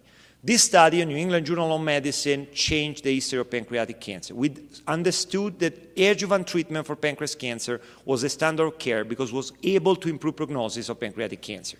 We are speaking of the era of gemcitabine, which today probably we consider water, because we know it's not so effective, but still with chemotherapy like gemcitabine, we showed improvement in survival in patients who underwent surgery for pancreatic cancer.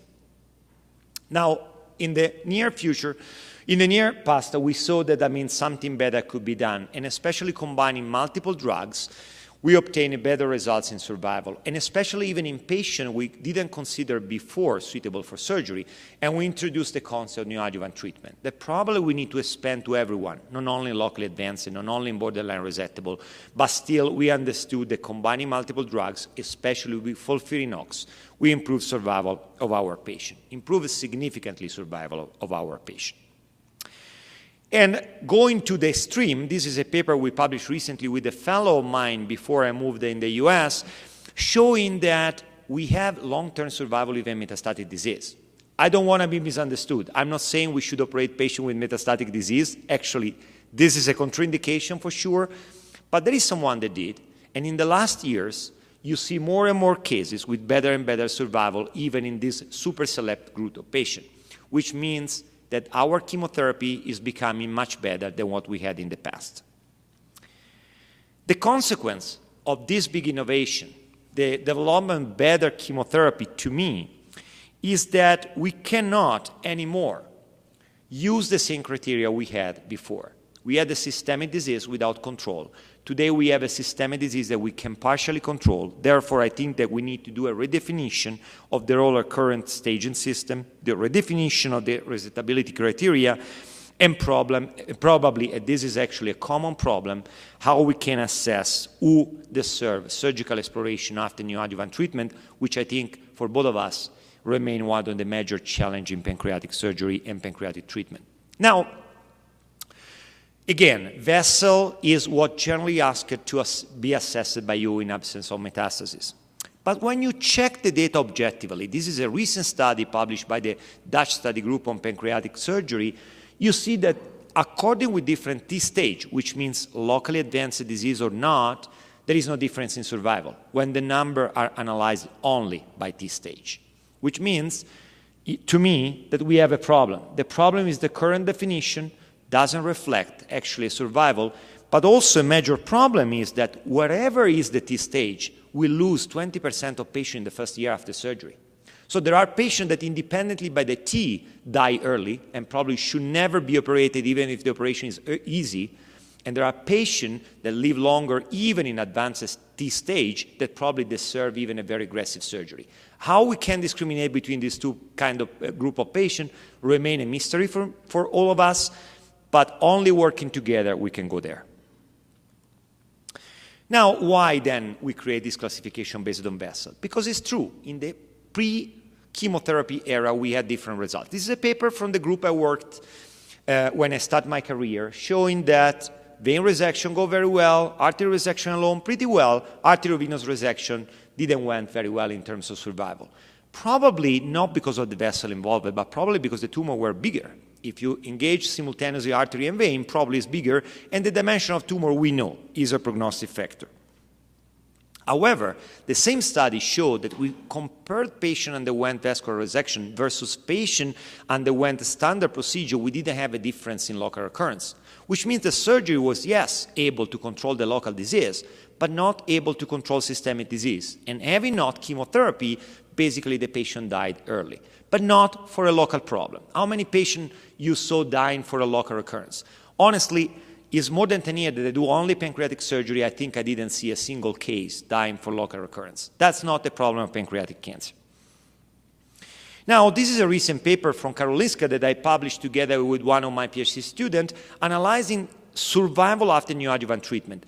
And very surprisingly, you can see here that using our classification, borderline and locally advanced, we didn't find any significant difference in survival, which means, again, that when you have a therapy able to control the disease distantly, doesn't matter how the tumor looks locally, but matter how biologically the tumor acts. So my idea is biology more than anatomical issue. And still you see that when you compare a group of patients underwent surgery for locally advanced or borderline versus the patient that didn't receive surgery, with all the bias of selection, of course, same surgeon, so in one case they decide to proceed, in the other they didn't decide to proceed, but still there is a huge significance in survival. The same data basically published by Harvard group. This is the group of Cristina Ferrone, very good friend of mine, showing that doing surgery on those patients with locally advanced disease or borderline after neoadjuvant treatment, still you have advantages in survival compared to the patient that underwent only chemotherapy. Now, the real paper that make our life more complicated, and probably your life even more complicated than mine, is this paper again from MGH, published by Cristina Ferrone in 2015, in which she told, be careful. Many cases doesn't show any radiological response after neoadjuvant treatment, but still, in the majority of those patients, if we go to the OR, we can do a radical operation. So this paper say you can see just the skeleton of the tumor at the CT scan, doesn't mean there is still a vital tumor there. So before to exclude the patient from surgery, be careful. No progression means potentially, and I underline potentially, regression. So this is actually, I think, the biggest challenge we have now, even in defining or describing radiology after neoadjuvant treatment. And this is why, if you look the normal, almost never respected guideline or indication for surgery after neoadjuvant treatment, you clearly see that when you have basically locally advanced disease, once you have a stable disease, not only regression, you should go for surgical exploration. That happens almost never, but it's probably something we should do. And we should do that because when you go to see the number, and here I have a couple of cases that I want to share with you. These are two cases in which basically we saw stability of tumor after neoadjuvant treatment. In one case, the artery were engaged, but here, just with a vein resection, we did a pancreatectomy, all the artery are skeletonized. This patient has a very high pathological response and very minimal residual tumor. This patient that was engaged in truncus, SMA, and everything was possible to take it out only with the distal, with all margin negatives. And the reason is that radiology, we cannot expect by radiology to discriminate vital or not vital tumor, but in pathology, actually, in a large significant group of patients, around 70%, you still have some pathological response, even if you don't see anything radiologically. So that's a crucial point and very difficult point, because how can we discriminate between those patients? So when we speak about that, surgeon needs something else from you. Need to understand if technically it's feasible or not, this kind of operation. And that is extremely important. So describing there is a vein infiltration, and for vein we are not speaking anymore about debating. We know that it's worth to do surgery. That's, I mean, is very well standardized in every kind of guideline. We need to know how can we rebuild the vein. So it's not enough anymore to say there is a vein infiltration, so there is no surgery, but actually there should be surgery. So we need to understand not only the length of infiltration, but also if I have space proximally or distally to reconstruct the continuity. Here you see an end-to-end anastomosis of the portal vein with the SMV in the root of mesentery after a Whipple procedure. This is also another interesting fact.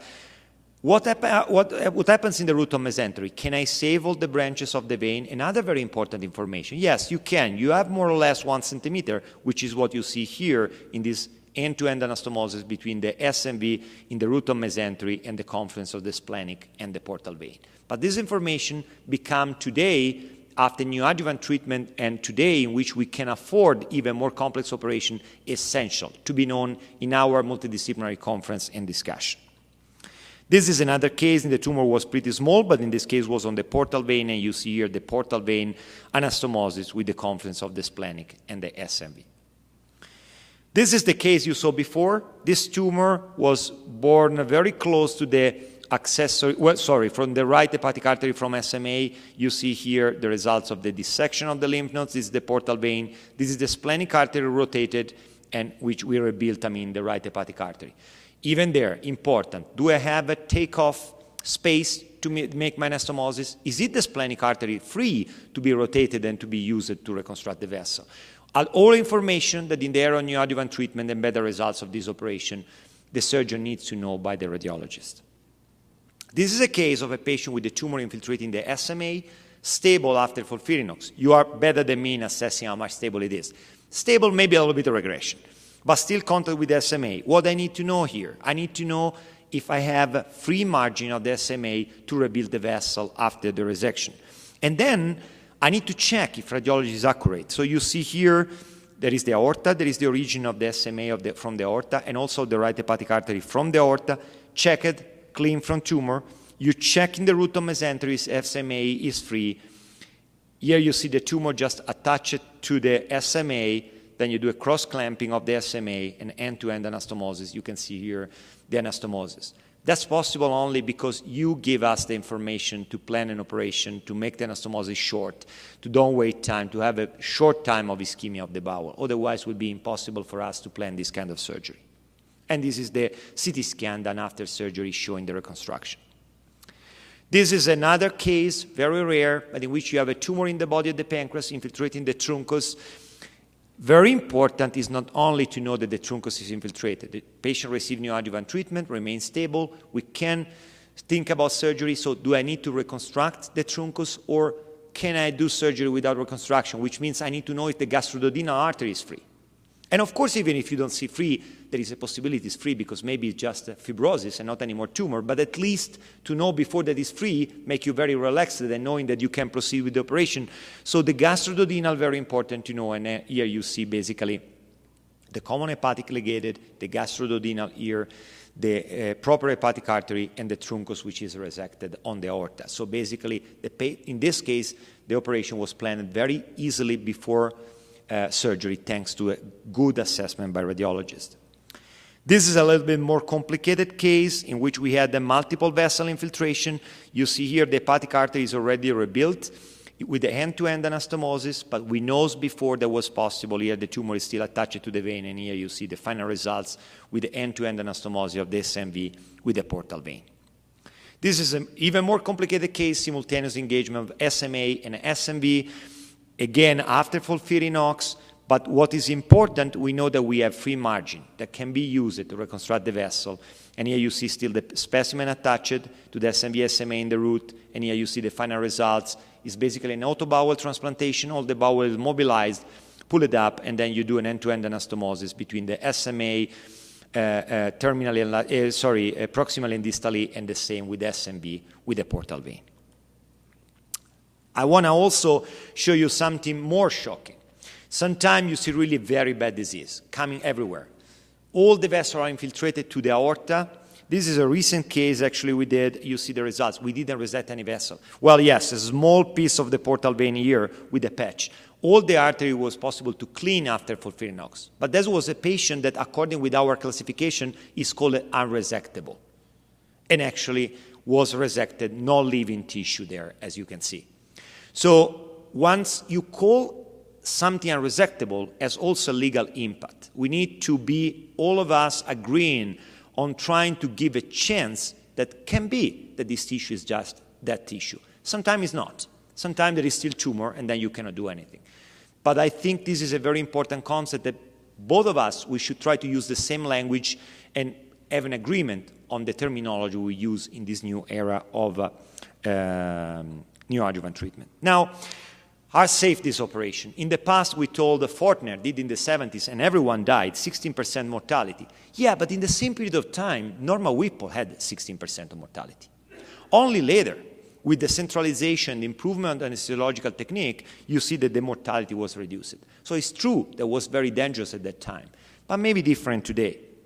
This is vein resection. Our series from Karolinska, when I was working there, 12 vein resection. You see morbidity and mortality very similar to other kind of pancreatectomy. And this is the results of our arterial resection with around 3% of mortality. Yeah, maybe a little bit higher than the normal pancreatectomy, but still in the range considered the standard of care for pancreatic surgery. Now, you can say, okay, but some series have different results. This is experience of Mayo Clinic, probably, in my knowledge, the largest existing today in the US, at least in arterial resection. Probably Heidelberg in Germany has a higher experience in that. And the funny things, I compared the results of the Mayo Clinic with our from Karolinska, and you see very different mortality. There could be some technical reason. In US, it's very difficult to do total pancreatectomy. We generally use a total pancreatectomy to avoid leakage in arterial resection.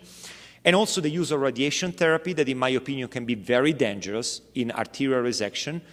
And that was, in majority of cases, done by Mayo Clinic. But mostly, I think, to be very honest, the Mayo Clinic treated much more aggressively, very more locally advanced cases. So I think they're really a standard indication. The first comment generally of people say, but this is an acceptable mortality.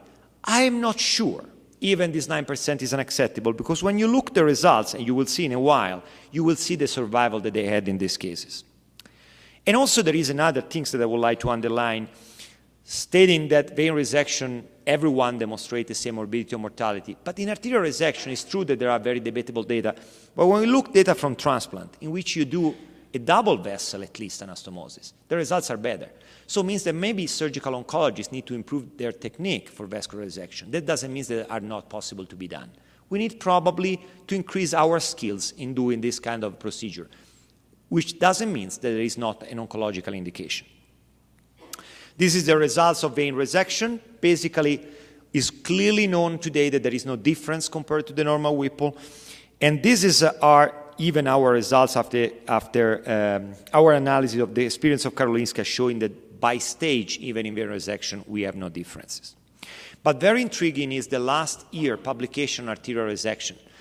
You see here, I was happy and proud that Karolinska, we had the 20% survival of patients that went arterial resection after 5 years, but Mayo Clinic, remember we discussed before about mortality, 40% 5-year survival arterial resection after neoadjuvant treatment, 40%.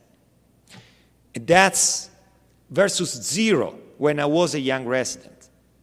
And that's for sure a merit of Mayo Clinic, but is also a mostly merit of the fact that today we have multimodal approach. We have better chemotherapy, and those results can only be better in the future. So we need to be ready to stage and to treat this patient, because the results will be better and better. Now, here again, the challenge is how we select patients. We know that most of the patients after neoadjuvant treatment show no regression of disease, even if pathologically there is a regression of disease. And that's opened a huge problem, because this is, I made some calculation myself, probably are not completely exact, but this is the number of patients got pancreatic cancer in the US from 2001 to 2015. So if we consider that 30% of them are locally advanced, we are speaking about 76,000 people. And if we consider that after neoadjuvant treatment, 52,000 has probably a stable disease, of those patients, 40,000 has a pathological response. But if we still say the tumor is stable, these 40,000 patients will never get the proper treatment that they deserve. So terminology today is crucial. Now, there could be some hundreds of patient errors, because of course I matched together percentage coming from different papers. I don't want to say this is a real number, but it's a very realistic number. Look in the publication we have today. So my dream for the future is we stop to discuss about anatomy. Anatomy is something surgical, and surgeons tend always to keep stuff for themselves, and I hope we will define resecability of pancreas cancer based on biology.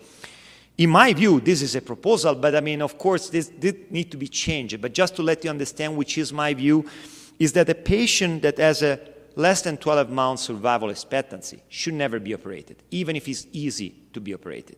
That should be the real unresectable. When you go from 1 to 2 years, maybe it's a borderline resectable. We need to balance the price of the operation with the patient condition, normal expectancy of life based on another aspect. And when it's more than 2 years, probably we need to be aggressive. And then even this kind of operation, maybe even paying a little bit higher mortality, probably are deserved, because you attend a longer survival. Do we have something that can help us to make this discrimination? Actually not. I think we need to investigate on that. CA19-9 shows some good attitude as a marker, but there are limitations. 20% of population cannot express CA19-9. And also, this is again a study we published in Annals of Surgery from Karolinska, showing that for every value of CA19-9, still surgery is superior to palliation in this group of patients. So yes, it is important. MD Anderson recently published another paper saying the same, but they told we cannot exclude surgery from high level of CA99 because we have no proof enough that this is so accurate. So probably will be multiple factor analysis, core analysis, in trying to classify patient for biology and prognosis more than for anatomical aspects. So in conclusion, pancreas cancer remains one of the most aggressive tumors. Today, we have a much better systemic control of the disease, and actually this is mostly related to better chemotherapy. Having better control systemically of the disease means that probably our indication for surgery need to be changed. Radiologists are essential in the technical planning of the operation. But I think also that we need to change and we need to agree on terminology. After neoadjuvant, we cannot speak anymore about tumor. Sometimes you see stable tumor, you don't find tumor in pathology. We need to call tissue. We need to call whatever you want. You are more adequate than me to define that, but I think we need to discuss together, to sit together, and to make some evaluation. How can we proceed with the next terminology? And I think also that no one theoretically should be excluded, of course, adjusting for risk of the patient, age, comorbidity, but no one should be excluded by a surgical exploration with the intent of resection just based on the stability of disease. And I believe that in this role, to trying to include as much more patient as possible for a potentially curable plan, you play much bigger role than surgeon because you are the one that basically state what happens after this treatment. Thank you very much for your attention.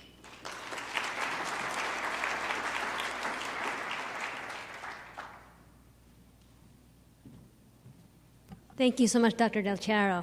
So important. Once again, a reminder how that we as radiologists need to evolve our language and content of our reports to reflect innovations in therapy. Next up, I'd like to welcome Dr. Jane Wang to the stage. She'll be giving us an update on imaging and management of neuroendocrine tumors. And once again, we'll have a time for question at the end of the session.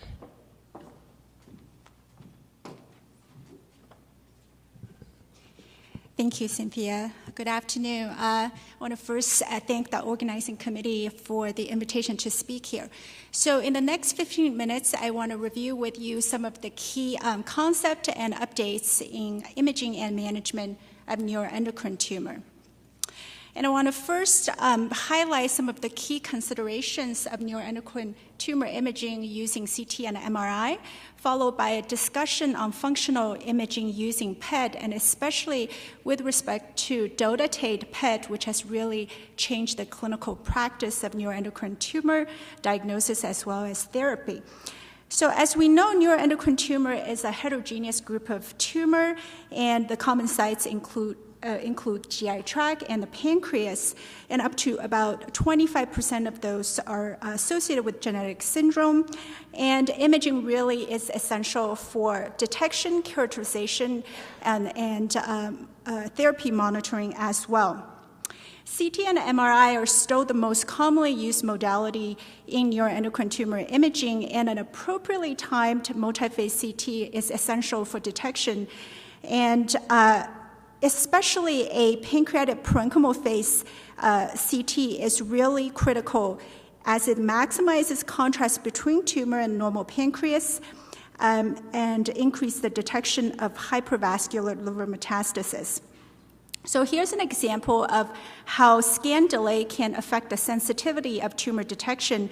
On your left, you see is a pancreatic parenchymal phase obtained around 45 seconds following contrast administration, and you see this hypervascular tumor.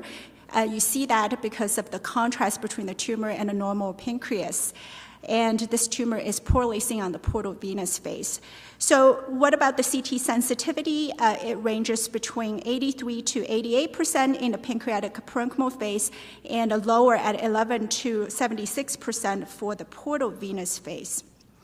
In addition to appropriately timed multiphase CT, dual energy CT can also increase the conspicuity of hypervascular tumor. And here's an example where in this patient with a large burden of liver metastases, you can clearly see these liver tumors much better, much higher conspicuity on the iodine map from dual energy CT, because this really accentuates any tissue that contain iodinated contrast, and that's in contrast to the conventional CT where the tumors are much less conspicuous.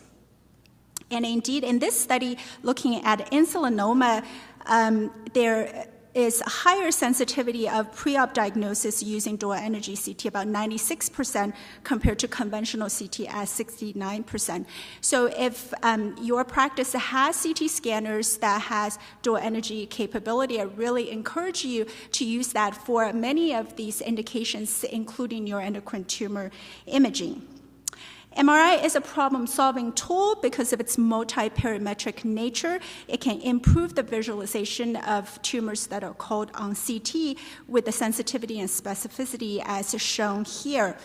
And I always tell my residents, the fellows, to really interrogate the pancreas on the T1 pre-contrast image with fast saturation, as it can increase tumor conspicuity. As in this case, you can see the small tumor in the pancreatic head, and you can see that because of the natural contrast between the hypointense small tumor and the hyperintense pancreas parenchyma. And here you can see that this is poorly seen despite the effort of doing these multi-phase imaging post-contrast.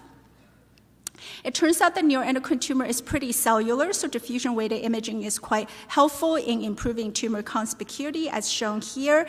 There's a small tumor in the pancreatic body, poorly seen on the T1 post-contrast images, better seen on the T1 pre-contrast with fast saturation, and really seen conspicuously on the diffusion-weighted images. And in this study, looking at pancreatic neuroendocrine tumor using a different imaging data sets, it's been shown that the fused diffusion DWI image and the T2 image really allow highest rate of tumor detection. Additionally, DWI improves the liver mets detection, and here's an example. We see this dominant tumor in the caudate of the liver, poorly seen on the post-contrast, and really a light bulb on the diffusion-weighted imaging. And in addition, there are these small satellite lesions that are best seen on the DWI compared to the other two sequences. And in this study, specifically looking at neuroendocrine tumor liver mets detection, DWI really outperformed both T2-weighted images and the dynamic post-contrast images for both observers. I just want to highlight the utility of hepatobiliary contrast in the context of pancreatic, or in the context of neuroendocrine tumor liver mets detection. So here's an example. This was in the hepatobiliary phase following gadocetate enhanced MRI. You can clearly see this metastasis that is poorly seen on the dynamic post-contrast imaging using extracellular contrast. And in this study that has 123 patients, they have both the neuroendocrine and colorectal liver mets. They underwent both gadocetate and non-hepatospecific MRI, and gadocetate disodium MRI found new lesions as well as excluding lesions in about 20% of patients. So for MRI, to really optimize MRI detection of neuroendocrine tumor, we would include T2-weighted imaging, diffusion-weighted imaging, as well as dynamic pre- and post-contrast imaging following gadocetate disodium. So now let's shift gear a little bit and talk about functional imaging with dotatate PET. And as we know that dotatate binds to somatostatin receptor, which is commonly expressed in neuroendocrine tumor, historically, the nuclear medicine approach to imaging neuroendocrine tumor is really with the indium 111 labeled octreotide or Ultrascan. But in comparison, dotatate PET is much faster than the Ultrascan. Imaging can be acquired following 1 hour following tracer injection compared to 24 hours in the case of Ultrascan. And the gallium-68 dotatate is highly sensitive and specific for detection of neuroendocrine tumor with a sensitivity and specificity in the mid-90s in this meta-analysis that includes over 2,100 patients. And importantly, it is really helpful in selecting patients for peptide receptor radionuclide therapy, which we'll talk about in a few minutes. So I just want to show you a few examples of the increased sensitivity with dotatate PET. And here this patient has the small lytic bony mets that we can see on CT. It's confirmed on the dotatate PET CT, and there's also another met in the sacrum which was occult on CT. A different example of a patient with small bowel neuroendocrine tumor with peritoneal disease. And clearly here you see the peritoneal deposits along the liver surface and anterior peritoneum. Very, very difficult to make that diagnosis using CT imaging. A different case of a neuroendocrine tumor with a large liver met, clearly seen on the dotatate PET, and they are occult on both dynamic CT and MRI post-contrast images. So we already mentioned that the hepatobiliary phase MRI can increase the conspicuity of liver mets. And at our institution, in our practice for neuroendocrine tumor, we commonly use the integrated PET MRI to evaluate these. And for the MRI part, we use the glucocetate disodium to improve the liver mets detection. And here's an example where there's this tiny lesion in the posterior lobe of the liver that's confirmed on the PET, and then there's another tiny metastasis more anteriorly, and in retrospect, it was also present on the hepatobiliary phase MRI. And then really the combination of these images increase the sensitivity, really increase our confidence in diagnosing small liver metastasis for neuroendocrine tumor. We already alluded to that the dotatate PET is highly sensitive in comparison to Altria scan, and here's just an example where the Altria scan did not show any avid foci, where the dotatate PET shows pretty significant disease burden in both the liver as well as the lymph nodes. So what about the comparison with FDG PET?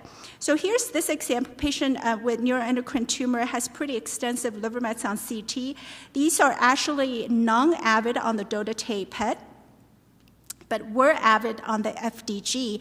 And it's important to know that dotatate PET detects well-differentiated neuroendocrine tumor because of these usually contain higher expression level of somatostatin receptor, where the FDG PET detects poorly differentiated tumor with low expression, and these are in fact more FDG avid as in many aggressive cancers.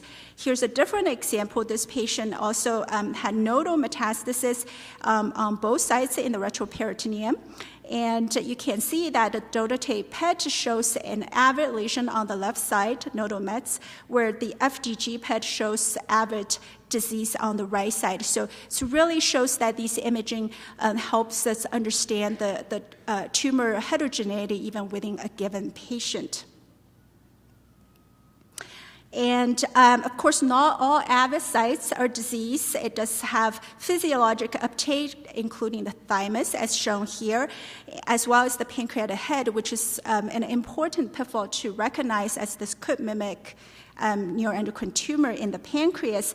And finally, you can have uptake in adrenal adenomas.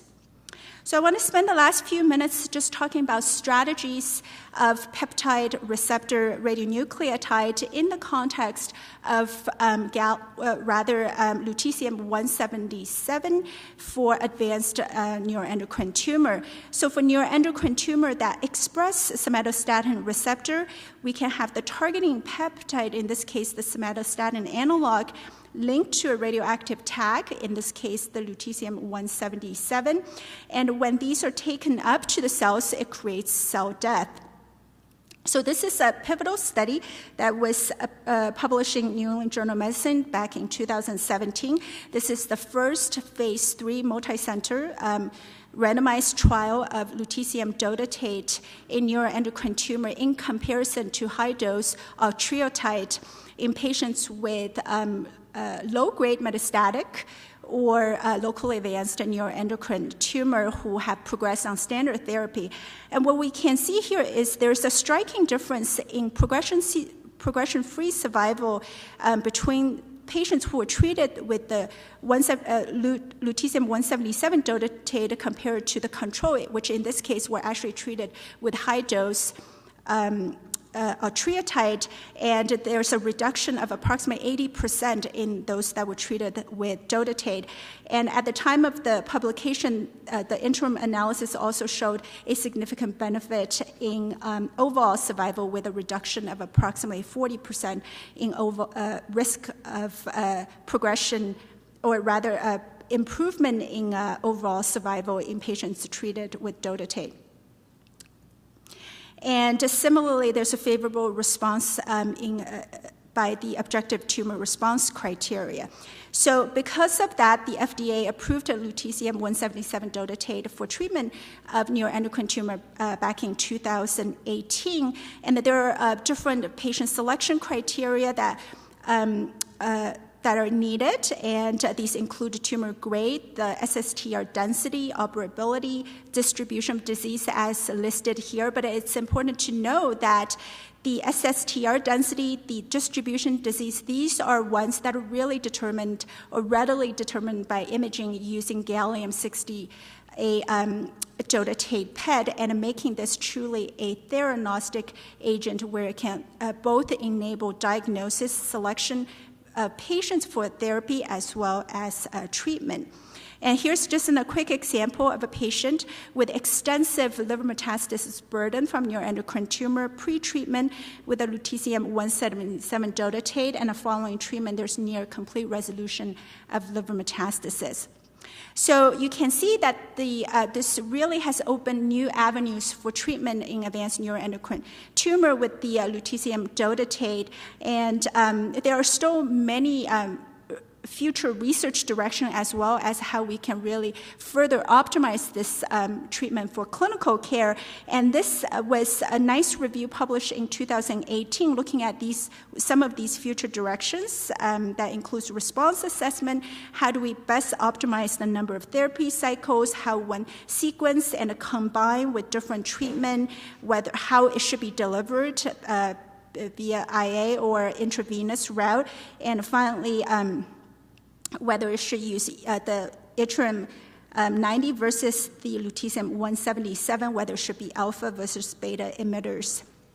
So in conclusion, we talked about these new updates in neuroendocrine imaging and management, and a few take-home message. One is that optimized CT and MRI imaging protocols are really essential for neuroendocrine tumor detection and staging, and that includes appropriately timed contrast phases, and dual energy CT and multiparametric MRI can really improve the diagnostic accuracy. And also important to note that dotatate PET has really quite revolutionized the way we image and treat neuroendocrine tumor, can improve the diagnostic capability, and in conjunction with the lutetium-177 dotatate really enables theranostic. So with that, I thank you very much for your attention.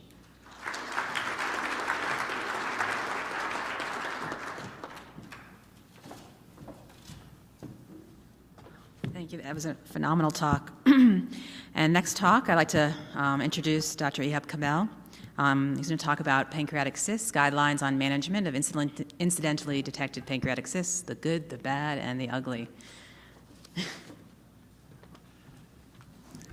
Thank you very much for the introduction, and I'd like to thank the committee for the invitation, particularly to discuss this important topic with a lot of new information becoming available. This is my disclosure. As you know, you're seeing a lot more cysts in your practice in probably daily, and the question is what to do with them. Many of these cysts range from benign to locally aggressive or non-malignant potential to invasive tumors, and therefore management is widely variable from no further action to additional follow-up or additional intervention, and certainly surgery as well.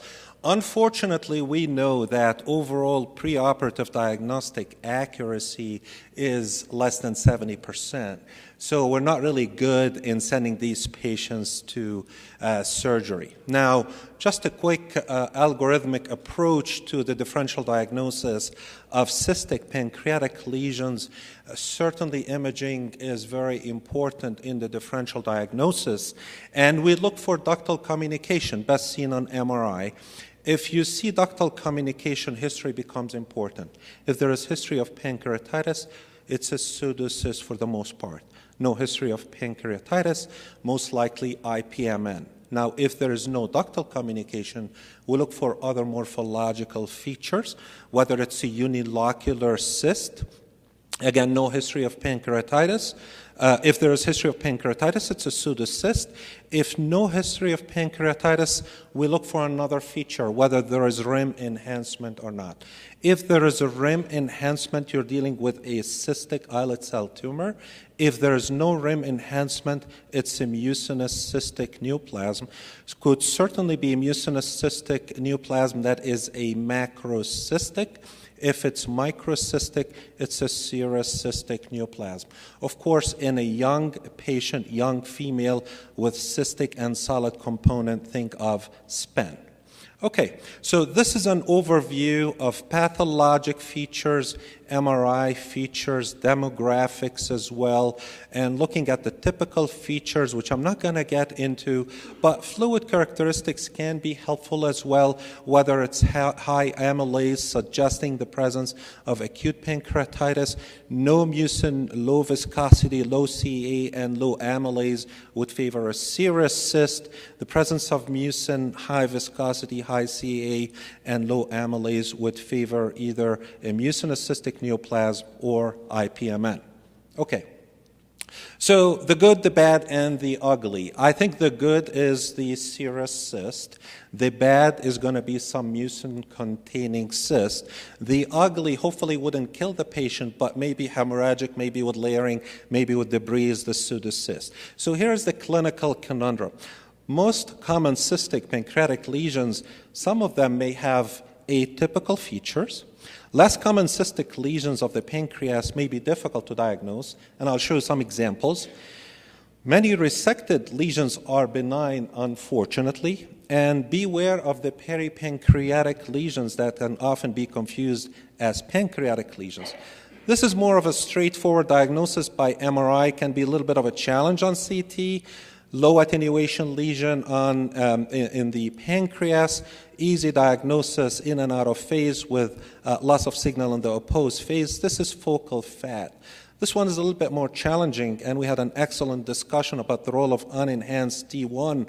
This is a case where it was suspected to be main duct IPMN in the tail of the pancreas, but when you look more carefully, there's pancreatic adenocarcinoma here, resulting in dilatation of the distal portion of the pancreatic duct. So be very careful when you see focally dilated pancreatic duct. This is an 83-year-old male with a question of pancreatic cyst by CT, T2 bright, no enhancement, no septations, no mural nodules, no dilation of the pancreatic duct. This was sent for surgery, and this was a bronchogenic cyst. It doesn't matter how good you are, you're going to encounter some of these lesions. Here's another example, incidental finding of a pancreatic cyst, and a patient underwent workup for cough. This is an exophytic lesion in the tail of the pancreas, slightly bright on T2, no suppression on out of phase, no internal enhancement, again, no septations, no dilated pancreatic duct. Unfortunately, this was a lymphoepithelial cyst. So can be very challenging when you're dealing with pancreatic/peripancreatic lesions. Here's another example. Patient with nausea and dyspnea, so they're symptomatic. This is a T2 bright lesion, also T1 bright, so suggesting maybe hemorrhage or protein with some layering. Again, no ductal communication, no internal enhancement, and there's no mural nodules and no dilated pancreatic duct. This was pathologically a foregut cyst. This is a lesion that we had a while back, and we thought we had established communication with the main pancreatic duct.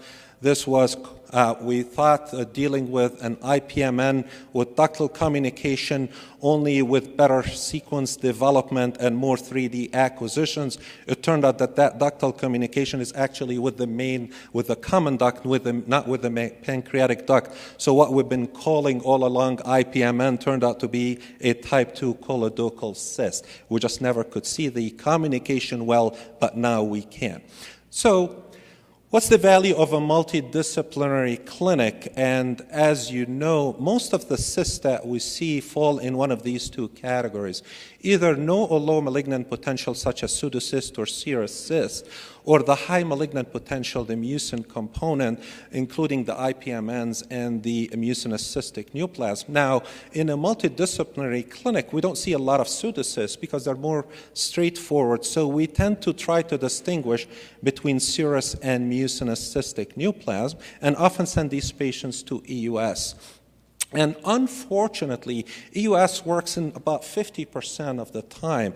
And when it works, it can help you distinguish between mucinous cystic neoplasm, but looking at these fluid biomarkers and also genetic mutations, which I'll describe. But oftentimes, the results or the sample is inadequate. This is one example where it helped distinguishing between mucus plugs and mucinous secretions and a mural nodule. But oftentimes, the sample is inadequate. A lot of interest in developing these molecular biomarkers, and they improve sensitivity and specificity for detecting mucinous neoplasm and can certainly help in reducing the number of unnecessary operations. So we're going to be hearing more about these in the near future. This is a study looking at 225 referrals to a single institution, and these lesions were put in 5 categories: no, low, intermediate, high risk, and clear malignancy, with 4 different management approaches, including surveillance, surgical resection, further evaluation, and discharge. And I want to highlight here the fact that in about a third of these patients, we changed the management completely, put the patient in a different category. What was disappointing is that even in a multidisciplinary clinic, 8 patients who went to surgery were incorrectly classified. So this is just the nature of the difficulty, the challenges that we deal with.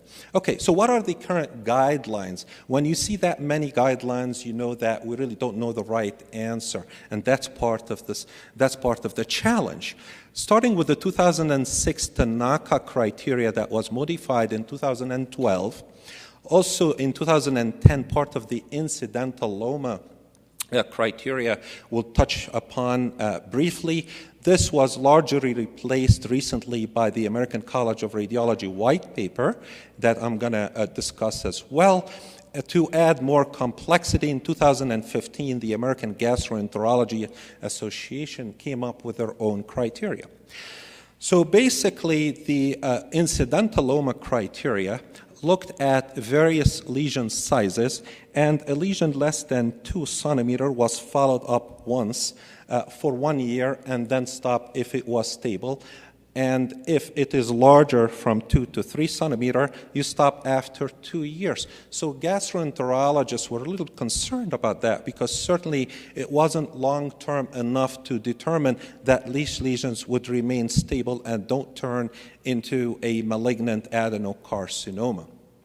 The Tanaka criteria was revised from 2006 back in 2012, and unfortunately went to another extreme where they identified suspicious features, but regardless of the size of the lesion, whether it's less than 1 centimeter or 1 to 2 centimeter or 2 to 3 centimeter, there was no end to follow up.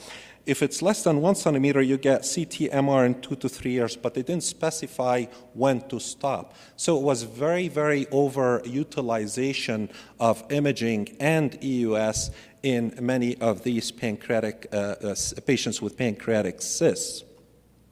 Now, the 2015 American Gastroenterology Association guidelines triggered some additional concerns because the suggestion was, regardless of the size, to stop surveillance at 5 years. So even though this was okay with the radiologists, a lot of gastroenterologists were concerned because of the potential risk of developing adenocarcinoma in patients with pancreatic cysts.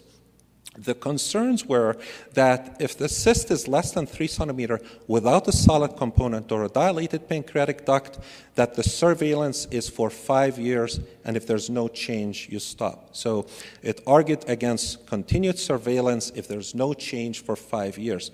The issues were that also there were a suggestion to against routine surveillance of cysts without high-grade dysplasia or malignancy at resection.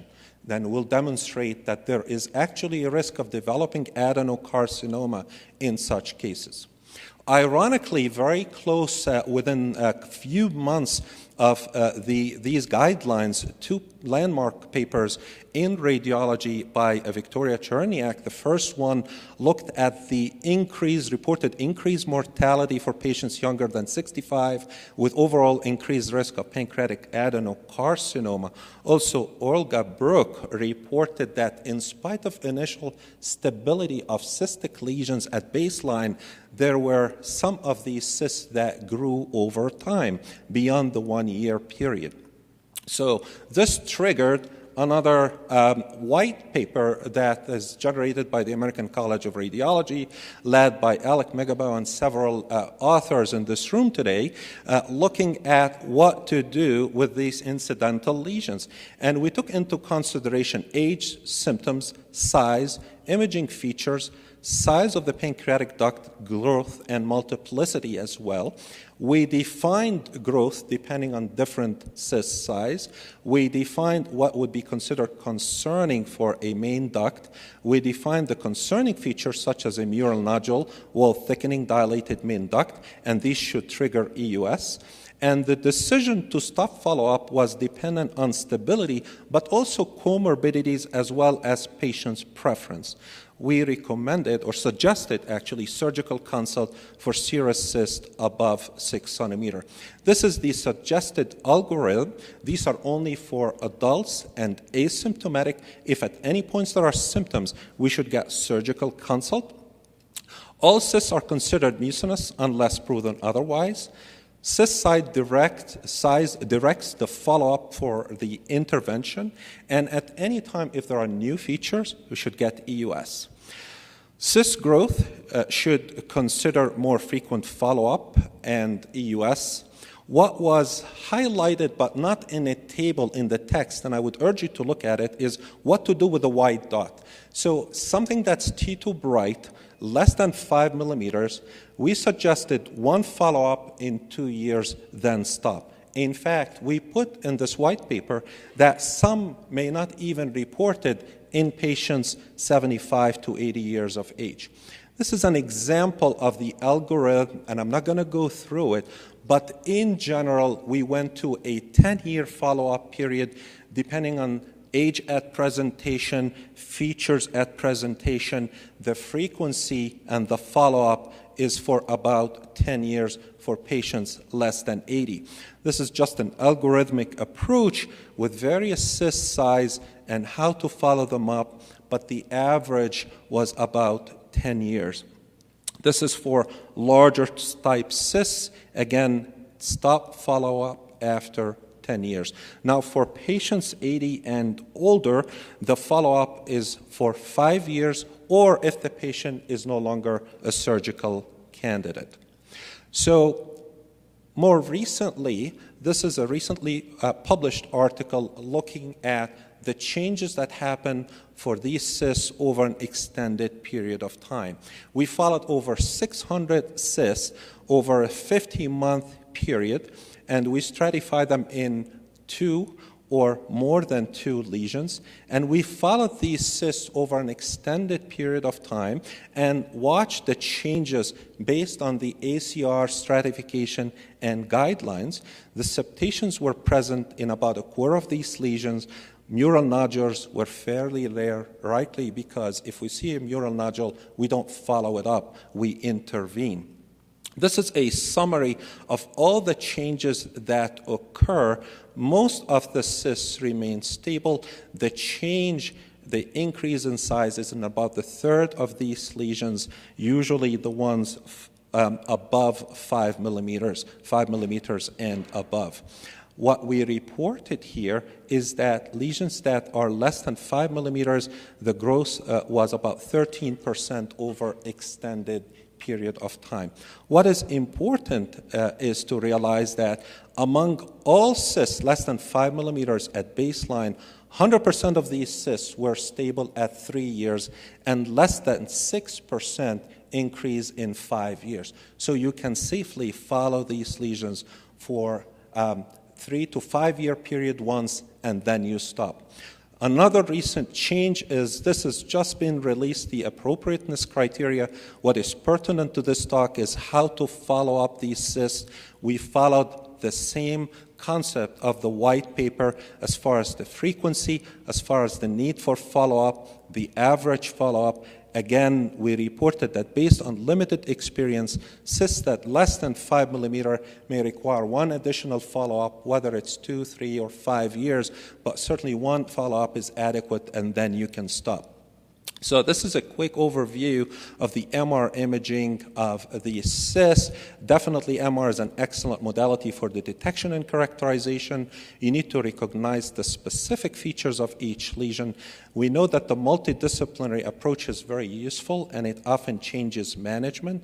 The role of molecular biomarkers is evolving, and the indication and frequency of follow-up of small lesions remain controversial, but less than 5 millimeter, you can safely follow these up once, maybe 2, 3 to 5 years, and then stop. The white paper and the ACR guidelines are available, and I urge you to look at them, and we'll be happy to answer any questions in the discussion later on. Thank you very much for your attention.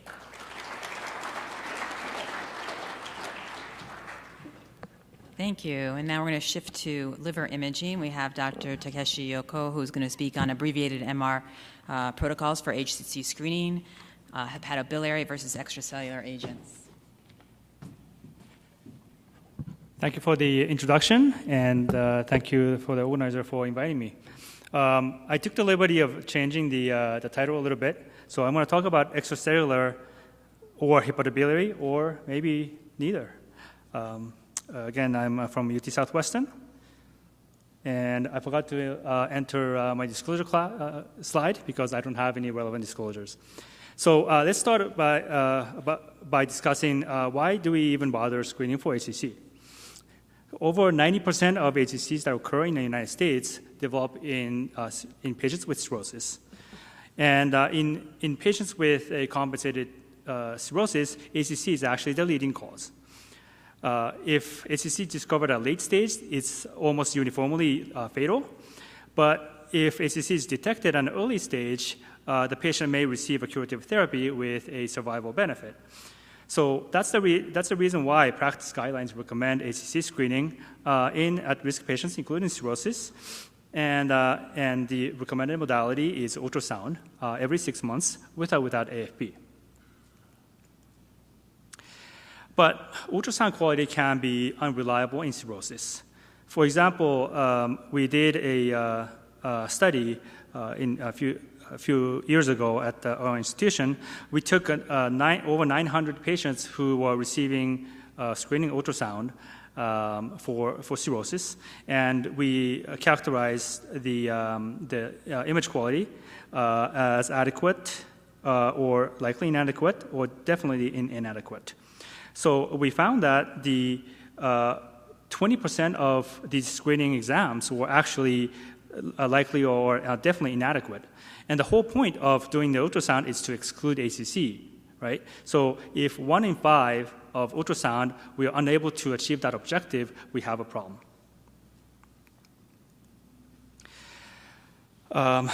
Ultrasound actually has low sensitivity in cirrhosis. So the limited quality likely translates to a low sensitivity. And several investigators has did a meta-analysis to look at the sensitivity for early stage in the HCC detection. And here's one study done by our research collaborator. And ultrasound alone had an overall sensitivity of only 63%. And even if you add AFP to it, there was only a marginal improvement in sensitivity.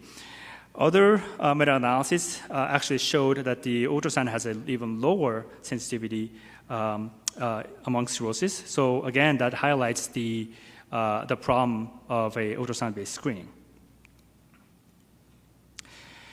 MRI, on the other hand, is believed to have higher sensitivity in cirrhosis. And again, multiple investigators have done several meta-analysis that's been published, and I'm just picking one of them.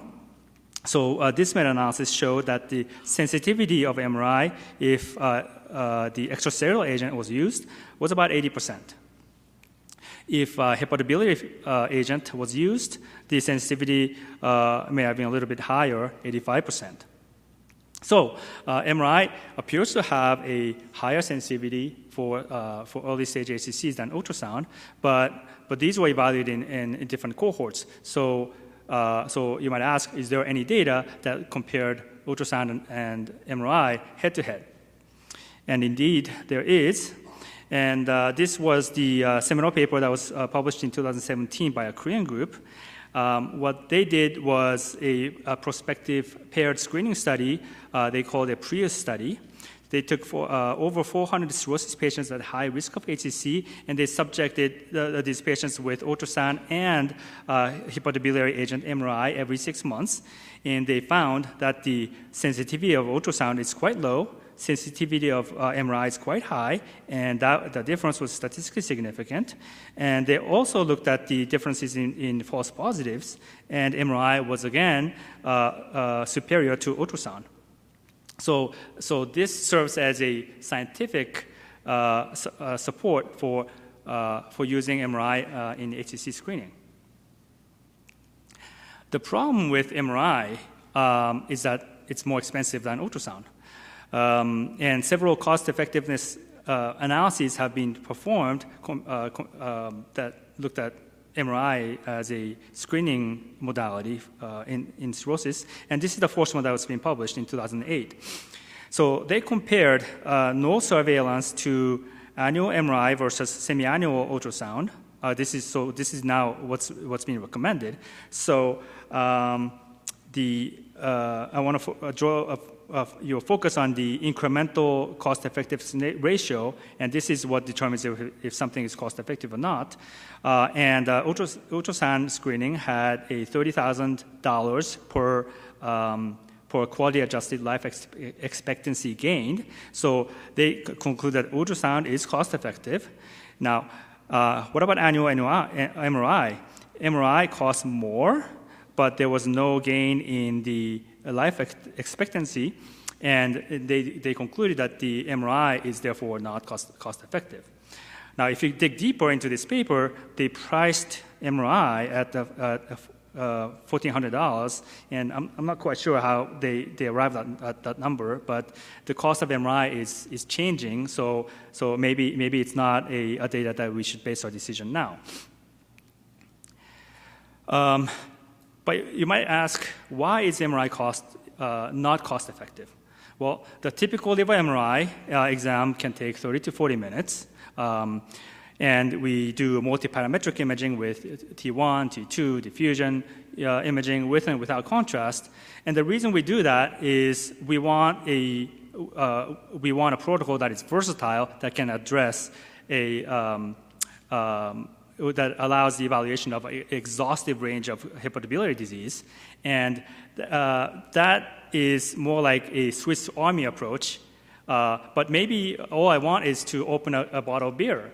And for that, I don't need a Swiss Army knife. I just need a $2 bottle opener, right? So if we can, we have a more focused objective, maybe we can do a more objective-oriented protocol, and that might make MRI more cost-effective, and that's exactly the rationale of coming up with an abbreviated MRI, or AMRI. So this is an objective, specific protocol for HCC screening. So I'm going to come back to the ICER, incremental cost-effectiveness ratio.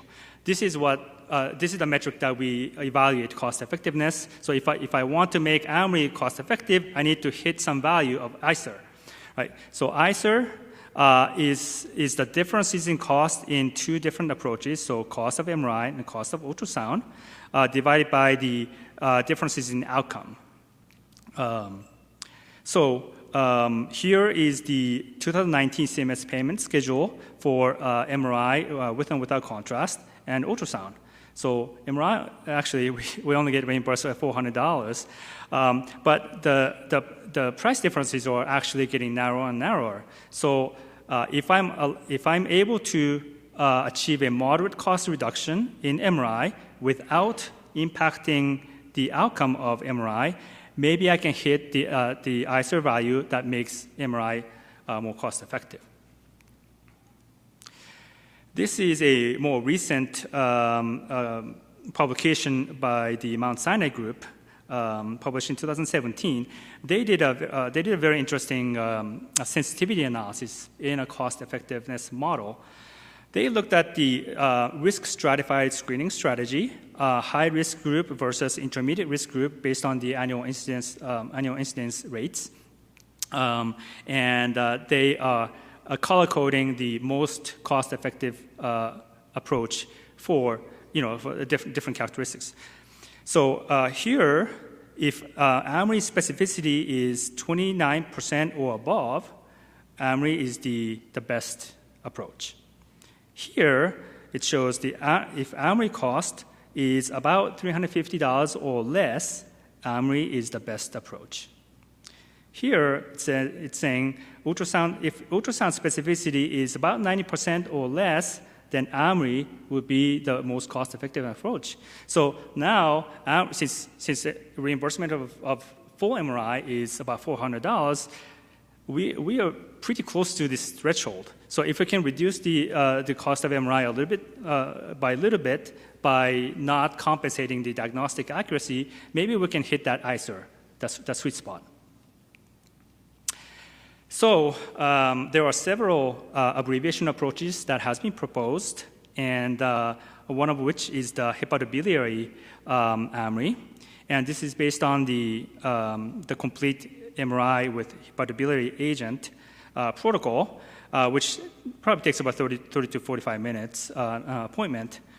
And just for clarification reasons, I'm putting the T2s and diffusions in front of the contrast-enhanced sequences, but typically these are done after the contrast, but just bear with me. So the proposed hepatobiliary AMRI is to take the T2, diffusion, and hepatobiliary phase, and just do those sequences.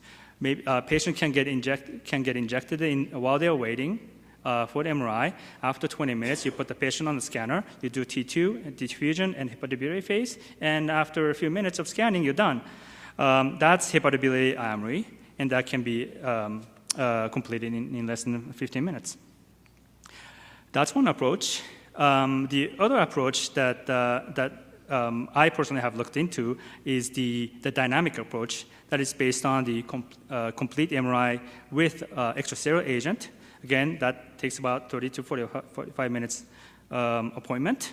And that approach, we take the dynamic sequences, and maybe you do coronal T2 as a localizing sequence, and basically you do the MRI like CT. You read it like CT. And because this only takes 5 minutes of time, and this is only a couple of minutes, yeah, you can do this protocol in less than 15 minutes. Lastly, there's a potential for a non-contrast AMRI. We actually heard a presentation yesterday from a Brazilian group, and that's basically taking the pre-contrast sequences, T1, T2, maybe FATSA, diffusion, and that can probably be done in about 15 minutes. So what are the data on these abbreviated protocols? The hepatobiliary AMRI, probably the data is not that abundant, but relatively speaking, hepatobiliary AMRI has the most data. 3 papers have been published from UCSD, Duke, Mount Sinai, and again, another follow-up paper at UCSD. And they showed pretty similar results, sensitivity of 80% or above, and specificity of 90% and above. So it looks pretty good. So what about dynamic AMRI? The data is a little bit scarce. The UCSF group compared the abbreviated AMRI protocol to complete MRI protocol, or CMRI, and they looked at their agreement, and they showed that the different readers had 93% to 97% agreement. The study that we just presented earlier today, we also looked at the agreement between the abbreviated and the complete protocol, and that was about 92%. We also looked at the sensitivity and specificity of AMRI and the complete protocol, and we were able to show that the sensitivity is higher than 90%. Specificity is about 89%, and these were not statistically different, and we actually showed that these were actually statistically equivalent. What about non-contrast AMRI? There's only one paper that's in the literature, maybe more coming, and that study showed that the AMRI had sensitivity of 92%, specificity of 78%, and these were significantly lower than the complete protocol. So we have three abbreviation approaches, and so we need to pick. If you can do non-contrast, and if you're going to do contrast, okay, which one are we going to use, hepatobiliary or extracellular agent? There is no published data that compared these strategies head-to-head, but there is probably something coming. Dr. Taoli's group at Mount Sinai actually presented their preliminary data at ISMRM in 2019, and I want to thank him for sharing this data. So they took 237 cirrhotic patients, and they compared non-contrast to hepatobiliary to dynamic AMRI, and they were not able to find any statistically significant difference in sensitivity, and the sensitivities were 80% or higher for the contrast-enhanced ones. For specificity, they were able to show that there was significant difference for the dynamic AMRI. So dynamic AMRI had a higher specificity than non-contrast or hepatobiliary. So this is still preliminary, but and we probably need more data in the future. But it's probably too early to conclude. So we have three abbreviation strategies. So what about in comparison with ultrasound? Because after all, ultrasound is the current standard of care. For that, there is no published data, but there was an abstract that was presented at the Korean Congress of Radiology a couple months ago, and this is by the same investigators that did a previous study. So they did the hepatobiliary MRI, the full MRI, and compared it with ultrasound, right? So they just took the abbreviated sequences and they reevaluated that data, and they were able to show that both non-contrast and hepatobiliary AMRI were significantly higher than ultrasound. And the specificity is a little bit confusing. Ultrasound was not different from non-contrast or hepatobiliary AMRI, but non-contrast AMRI had a statistically significant higher specificity than hepatobiliary. So again, the data is a little bit confusing, and it, I think we need more data to conclude. But these data are going to be probably going to be available in the next few months. There are other ongoing and upcoming clinical trials that compares AMRI to ultrasound, and here's a trial going on in Korea that is comparing biannual ultrasound to biannual non-contrast AMRI. Here's another study that just started, biannual ultrasound and annual hepatobiliary AMRI, also in Korea. And last one is probably about to start, sponsored by Ikogakuin. It's a multi-center prospective paired screen trial, also looking at ultrasound against hepatobiliary AMRI. So I want to compare just by highlighting some of the differences between these approaches. So obviously there is differences in the contrast types. non-contrast AMRI uses no contrast, and that translates to differences in cost. So hepatobiliary agents are more expensive than the extracellular. And another major difference is that the dynamic AMRI uses the major features for HCC detection, whereas hepatobiliary and non-contrast AMRI relies on the ancillary features for detection. And the consequence of that is that the dynamic AMRI, the follow-up scan may not be necessary if you do a dynamic scan. If you have a LIRAS 5, you're done. Whereas other non-dynamic AMRI, you have to recall the patient for diagnostic CT or MRI. So in summary, several promising abbreviate strategies have been proposed, and regardless of the exact strategy, AMRI is probably going to be superior to ultrasound in sensitivity. Specificity is still not clear. There are several ongoing clinical trials. No definitive comparative data across the different AMRI strategies. But when these trials are completed, the scientific data will probably going to be pretty robust, and the remaining question will be, well, can or should AMRI be offered at reduced cost? And how are we going to engage stakeholders to make AMRI a standard of care? And that becomes a less of a scientific, but more of a economical and political problems. Thank you very much. Sorry, I went over. Thank you, Dr. Yoko. We'll be looking forward to seeing how the AMRI arms race develops. So now I'd like to welcome my colleague from UCSD, Dr. Katie Fowler, who will be giving us an overview of what's new in LIRADS.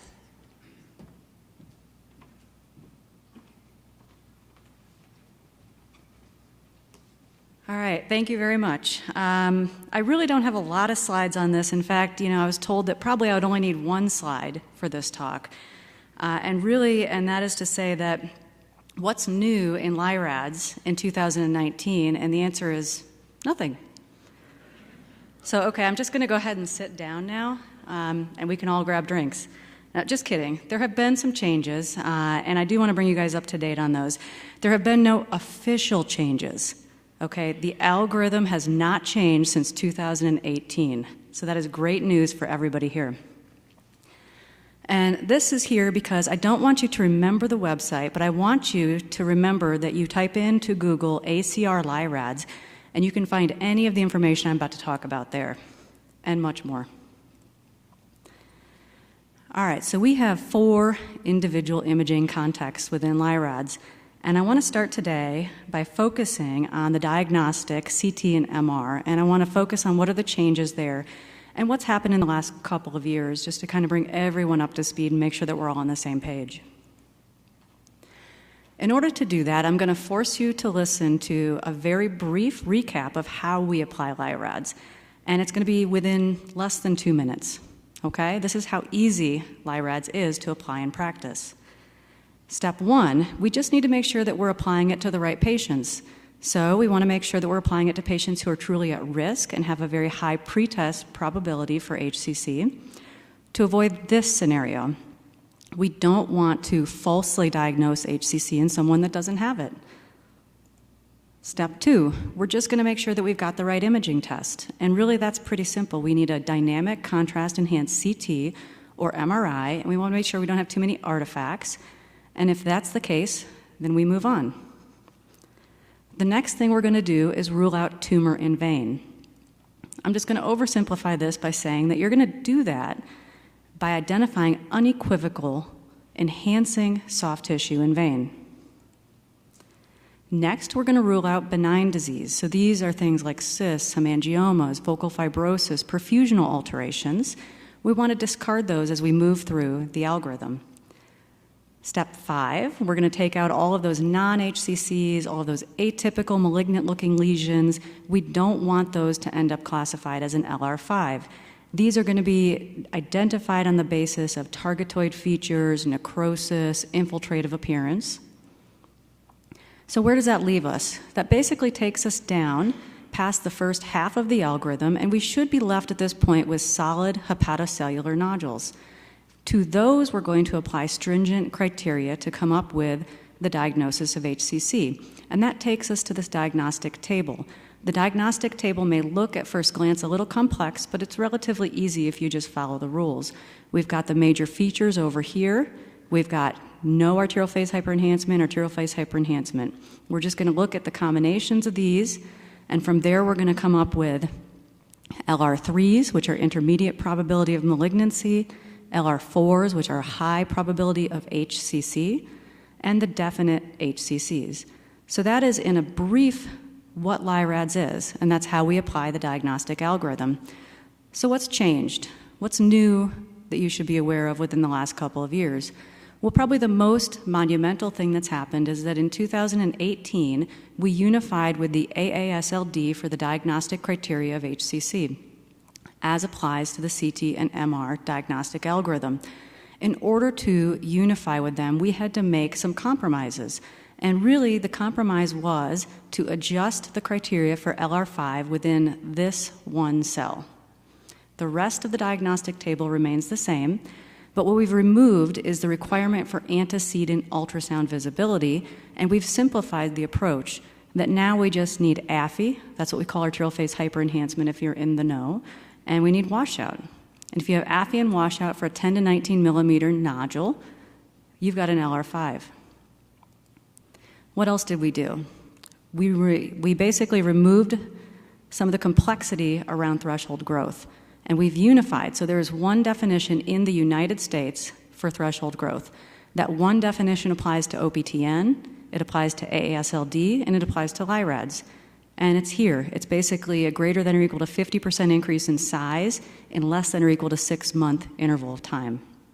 The other versions of threshold growth that we recognized in the past have now been kind of demoted to subthreshold growth. So what do we know? This happened in 2018. We've had time to think about this. We've had time to assess the literature. Some papers have come out. We have some retrospective reader studies, which very simplistically putting it, have shown increased sensitivity for HCC with the 2018 criteria, as one might expect. This has resulted in a minimal decrease in specificity, which does not appear, at least in the papers out there today, to be significant clinically. And we have overall improved accuracy, especially for small HCCs. If we want to look at this from sort of a different perspective, this is again from Dr. Cherniak, her second shout out of the night. And this is a retrospective chart review of over 600 observations. And if we look at it from the lesion perspective, what's happening when we apply 2018 versus 2017? Well, what's happening is that we're moving a lot of these observations from the LR4 category to the LR5 category. So they're going from kind of an indeterminate category to a definite category. If we look at this from the patient perspective, with regards to transplant eligibility, we know the importance of T2 stage. Patients with T2 stage HCC may be eligible for automatic MELD exception points. That gets them a liver a lot faster than if they don't have T2 stage disease. And it really had very little impact on the overall T2 stage. So in summary, for this particular piece of the talk, we're not done overall, but we have updates to the LR5 criteria in 2018 that I've just reviewed for you very quickly, and these updates appear to give us better accuracy, especially for small HCCs. So what's new in some of these other contexts that we have? How about the treatment response algorithm? So this was released in 2017. This was not updated in 2018. And for those of you, you've probably seen this out there, and hopefully some of you are using this in practice. But we basically have 3 categories. We have non-viable, equivocal, and viable. So what has changed is that we're starting to get some emerging evidence to let us know how we're doing with this. This was basically the result of expert consensus and best available evidence at the time, but really this requires some validation steps to see if the LRTRA is good and if it functions the way that we think it should. So there aren't a lot of papers out there, really just a couple, and it shows, at least in this paper, that the TRA performs okay on CT and MRI alike, and it performs as good or better on a lesion-by-lesion basis if we apply MRESIST on the lesion basis. But I want to draw your attention to this paper, and from the same group, we're about to see another paper. This one is focused on TACE, and they looked at the inter-reader reliability for the TR categories and found it to be moderate, similar to what we've seen in most publications for the overall LR category at diagnosis. They found, as you might expect, that AFI tends to be the most important feature for differentiating viability from non-viability. And the majority of this is probably the most important point, I think. The majority of the LRT are equivocal, were pathologically viable. And this was a study where they compared the imaging to the explant pathology. So they had a nice correlation to look at there. And the majority of them were, in fact, pathologically viable. So what does that tell us? That tells us, well, maybe we need to reconsider the way that we're assessing equivocal. And we need to make sure that when we say something's equivocal, that from the management perspective, our clinicians know the implications of that. So I only have 15 minutes, so we're going to cruise through a couple of other contexts here. How about CEUS? Well, nothing has really changed, unfortunately. CEUS has been around since 2016. We have not updated the criteria within recent years, and unfortunately, it's not recognized by the OPTN for MELD exception points. It's not recognized by AASLD. It wasn't part of the unification that they agreed to when we all unified together. However, I do think this might change in coming years. There's quite a bit of emerging evidence and a lot of large cohort studies showing that there's a very high positive predictive value for LIRAD CEUS 5, category 5 for HCC, and that it actually performs very well at discriminating between HCC and non-HCC malignancies. In practice, we tend to see this be most relevant when we have a lesion or maybe two lesions that require some further workup. So if you have an indeterminate lesion with regards to transplantation status, an LR3 or 4, sometimes CEUS can be done and can really help us to be more confident in saying this is a definite HCC. So what else is new? We've got a new logo. I hope you all noticed. So you all need to update your socks, ties, pins, belts, and other paraphernalia that you own that's LIRADS related. We have translated in 9 languages. This happened in 2017. For any of you who are from other places in the world, we are still looking for ambassadors, people to take LIRADS to these other places and bring it home in a translated form. So if you're interested in that, please reach out. We have a manual. If you have not gone to the website and looked at this, I strongly urge you to do so. It is an unabridged Bible of HCC imaging. It is 16 chapters long, and it covers everything that you possibly want to know about HCC. It is a very valuable resource, and it is entirely free. So please take a look and advise your residents, fellows, and trainees to take a look as well. So we've done a little bit. But really the question, I think, is where do we go from here? And maybe that's what people are a little bit more interested in hearing about tonight. So I'm going to finish up with kind of the future directions and where we're headed. First, I want to shock and awe you with this timeline just to show you how busy we have been in the past. Since the inception in 2011, there have been multiple updates and multiple additions. And really where we're headed is for the next major update in 2021, and this will be our 10-year anniversary. So what are we doing in the meantime as we prepare for 2021? Our first or primary thing is that we really want to unify the world with regards to the lexicon that we're using. We want all of the literature to use the same terminology so that we can more easily synthesize the data that's out there. We're contemplating major features. We're contemplating a complete overhaul to the diagnostic table to further simplify it. With regards to the major features, I think the main thing we're looking at is whether or not hepatobiliary phase features could be made into major features. If you're familiar with some of the worldwide methods for diagnosis of HCC, you'll know that in other places like Japan and Korea, they actually use hepatobiliary phase hypointensity as a major feature. We've had a discussion in the literature about this. Is it time to expand the definition of washout appearance in LIRADS? I won't go into too much detail about this because it tends to be a little bit of a nuanced argument, but the idea here is whether or not you can use transitional phase hypointensity as a washout feature, a major feature, which LIRADS currently does not allow you to do. The initial literature that we have on this is mostly coming from retrospective Asian studies. Of note, they have a different demographic than we do. a lot of hepatitis B non-cirrhotic patients. So we don't know if some of the results they're seeing, which demonstrate only a minimal decrease in specificity and improvement in sensitivity, would really translate to the Western cohorts. So this is my point to urge you all, if you're interested in research, to consider looking at this as a possible next project. How about screening and surveillance? So here I just want to give one last shout out to abbreviated MRI. You just heard Takeshi talk about it. He did a great job, and I think we really are on the cusp of seeing this coming along. AMRI is really a promising modality for screening and surveillance of HCC. Of course, as Takeshi pointed out, compliance factors into these cost-effectiveness models, and we actually may also need some individualized risk stratification. Perhaps a one-size-fits-all with ultrasound surveillance method is not the best or most effective means. And finally, unification with OPTN. I've kind of hinted at this, and those of you who are familiar with the landscape of diagnosis of HCC in the United States will know that we have 3 systems. Worldwide, we have a lot more, but even just in the United States, we have 3 systems. OPTN is the one that governs transplant allocation, and so any center that does transplants has to use OPTN or has to at least try to translate LIRADs into OPTN. So it'd be wonderful if we could unify with them. What we need to do that, it's not entirely clear, but probably a focus on patient-level outcomes would help with that. And ultimately, instead of having sort of 3 separate timelines, we'd love to have one system that unifies the diagnosis and simplifies it for us as radiologists. So in summary, LIRADS 2018 was the last official update. You're all familiar now with the major pieces of that and how that changed, in particular with regards to the small lesions and the new threshold growth definition.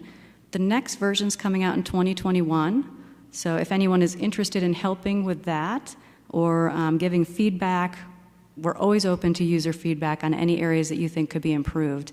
And I just want to put the urge out there that there are some areas where there are gaps in knowledge, where we need better research and evidence to make these decisions to improve the algorithm. Again, go to the website, check out all the materials, and with that, I'm done.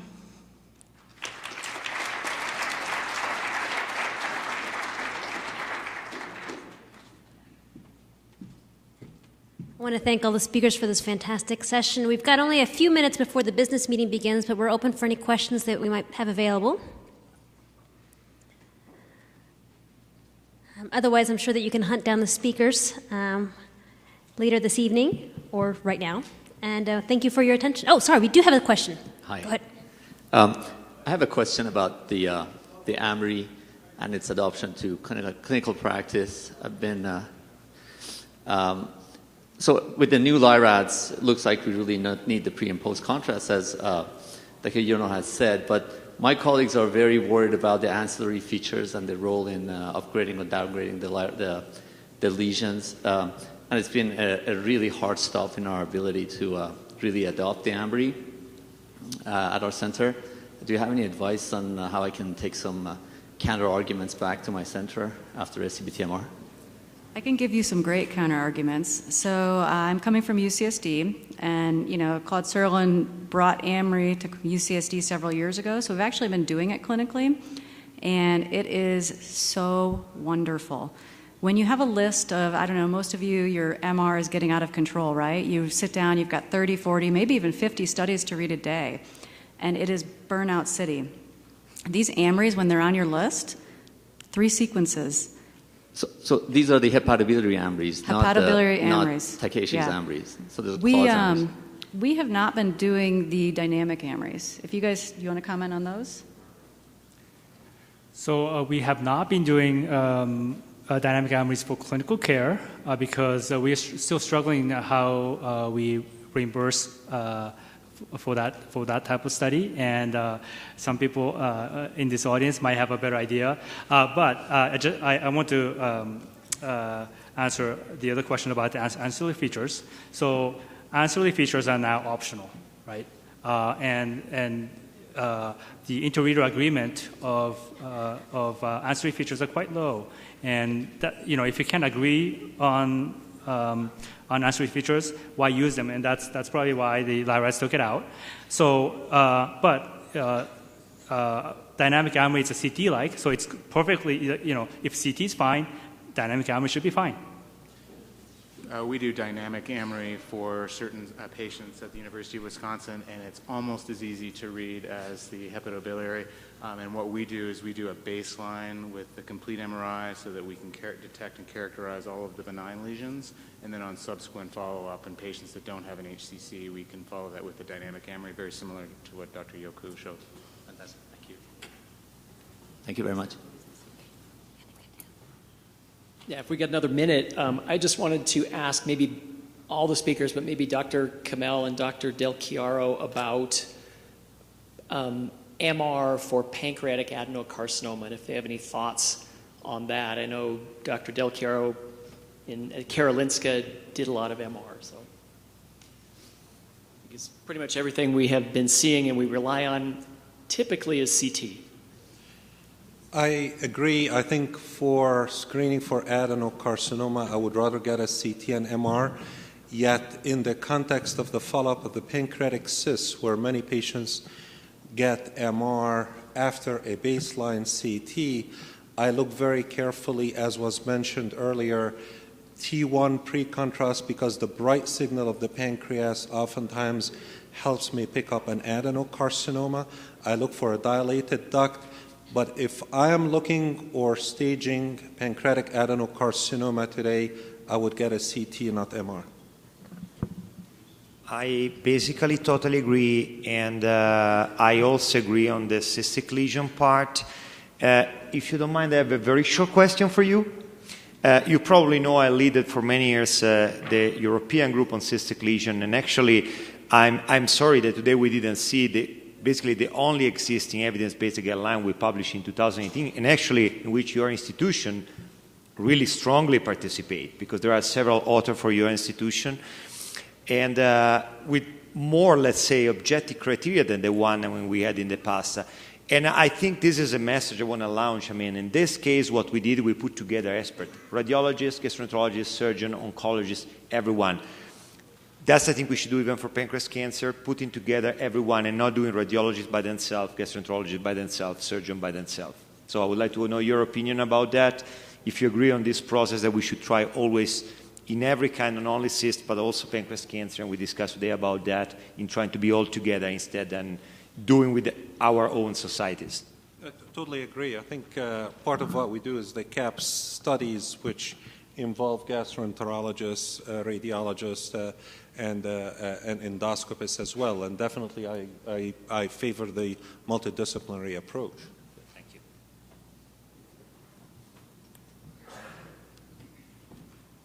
All right, thank you so much. I'm sure that the speakers will be happy to discuss further out in the lobby, but I think the business meeting has got to begin, and I appreciate everyone's attention.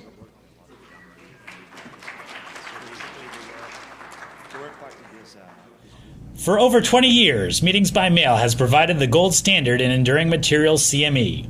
With courses specializing in body imaging, breast imaging, vascular ultrasound, nuclear medicine, and echocardiography, our activities can meet your entire self-assessment CME requirement for maintenance of certification. We collaborate with renowned institutions such as the SCBTMR, Duke Radiology, Penn Radiology, Cleveland Clinic, and many more in order to create high-quality content for the home viewer. Products are available in DVD-ROM format and streaming online. 400 fully accredited hours of CME are available for your review. Presentation topics are searchable by session, faculty presenter, and keyword search. All video has optimal image clarity with audio cued to every slide. Bookmarking ability allows you to leave the activity and resume seamlessly regardless of device. We have incorporated all CME applications so you can get your certificate immediately after completing an activity. So if you can't make the meeting, bring it to you. Meetings-by-mail.com. Try Meetings by Mail and make sure you're never too busy to learn.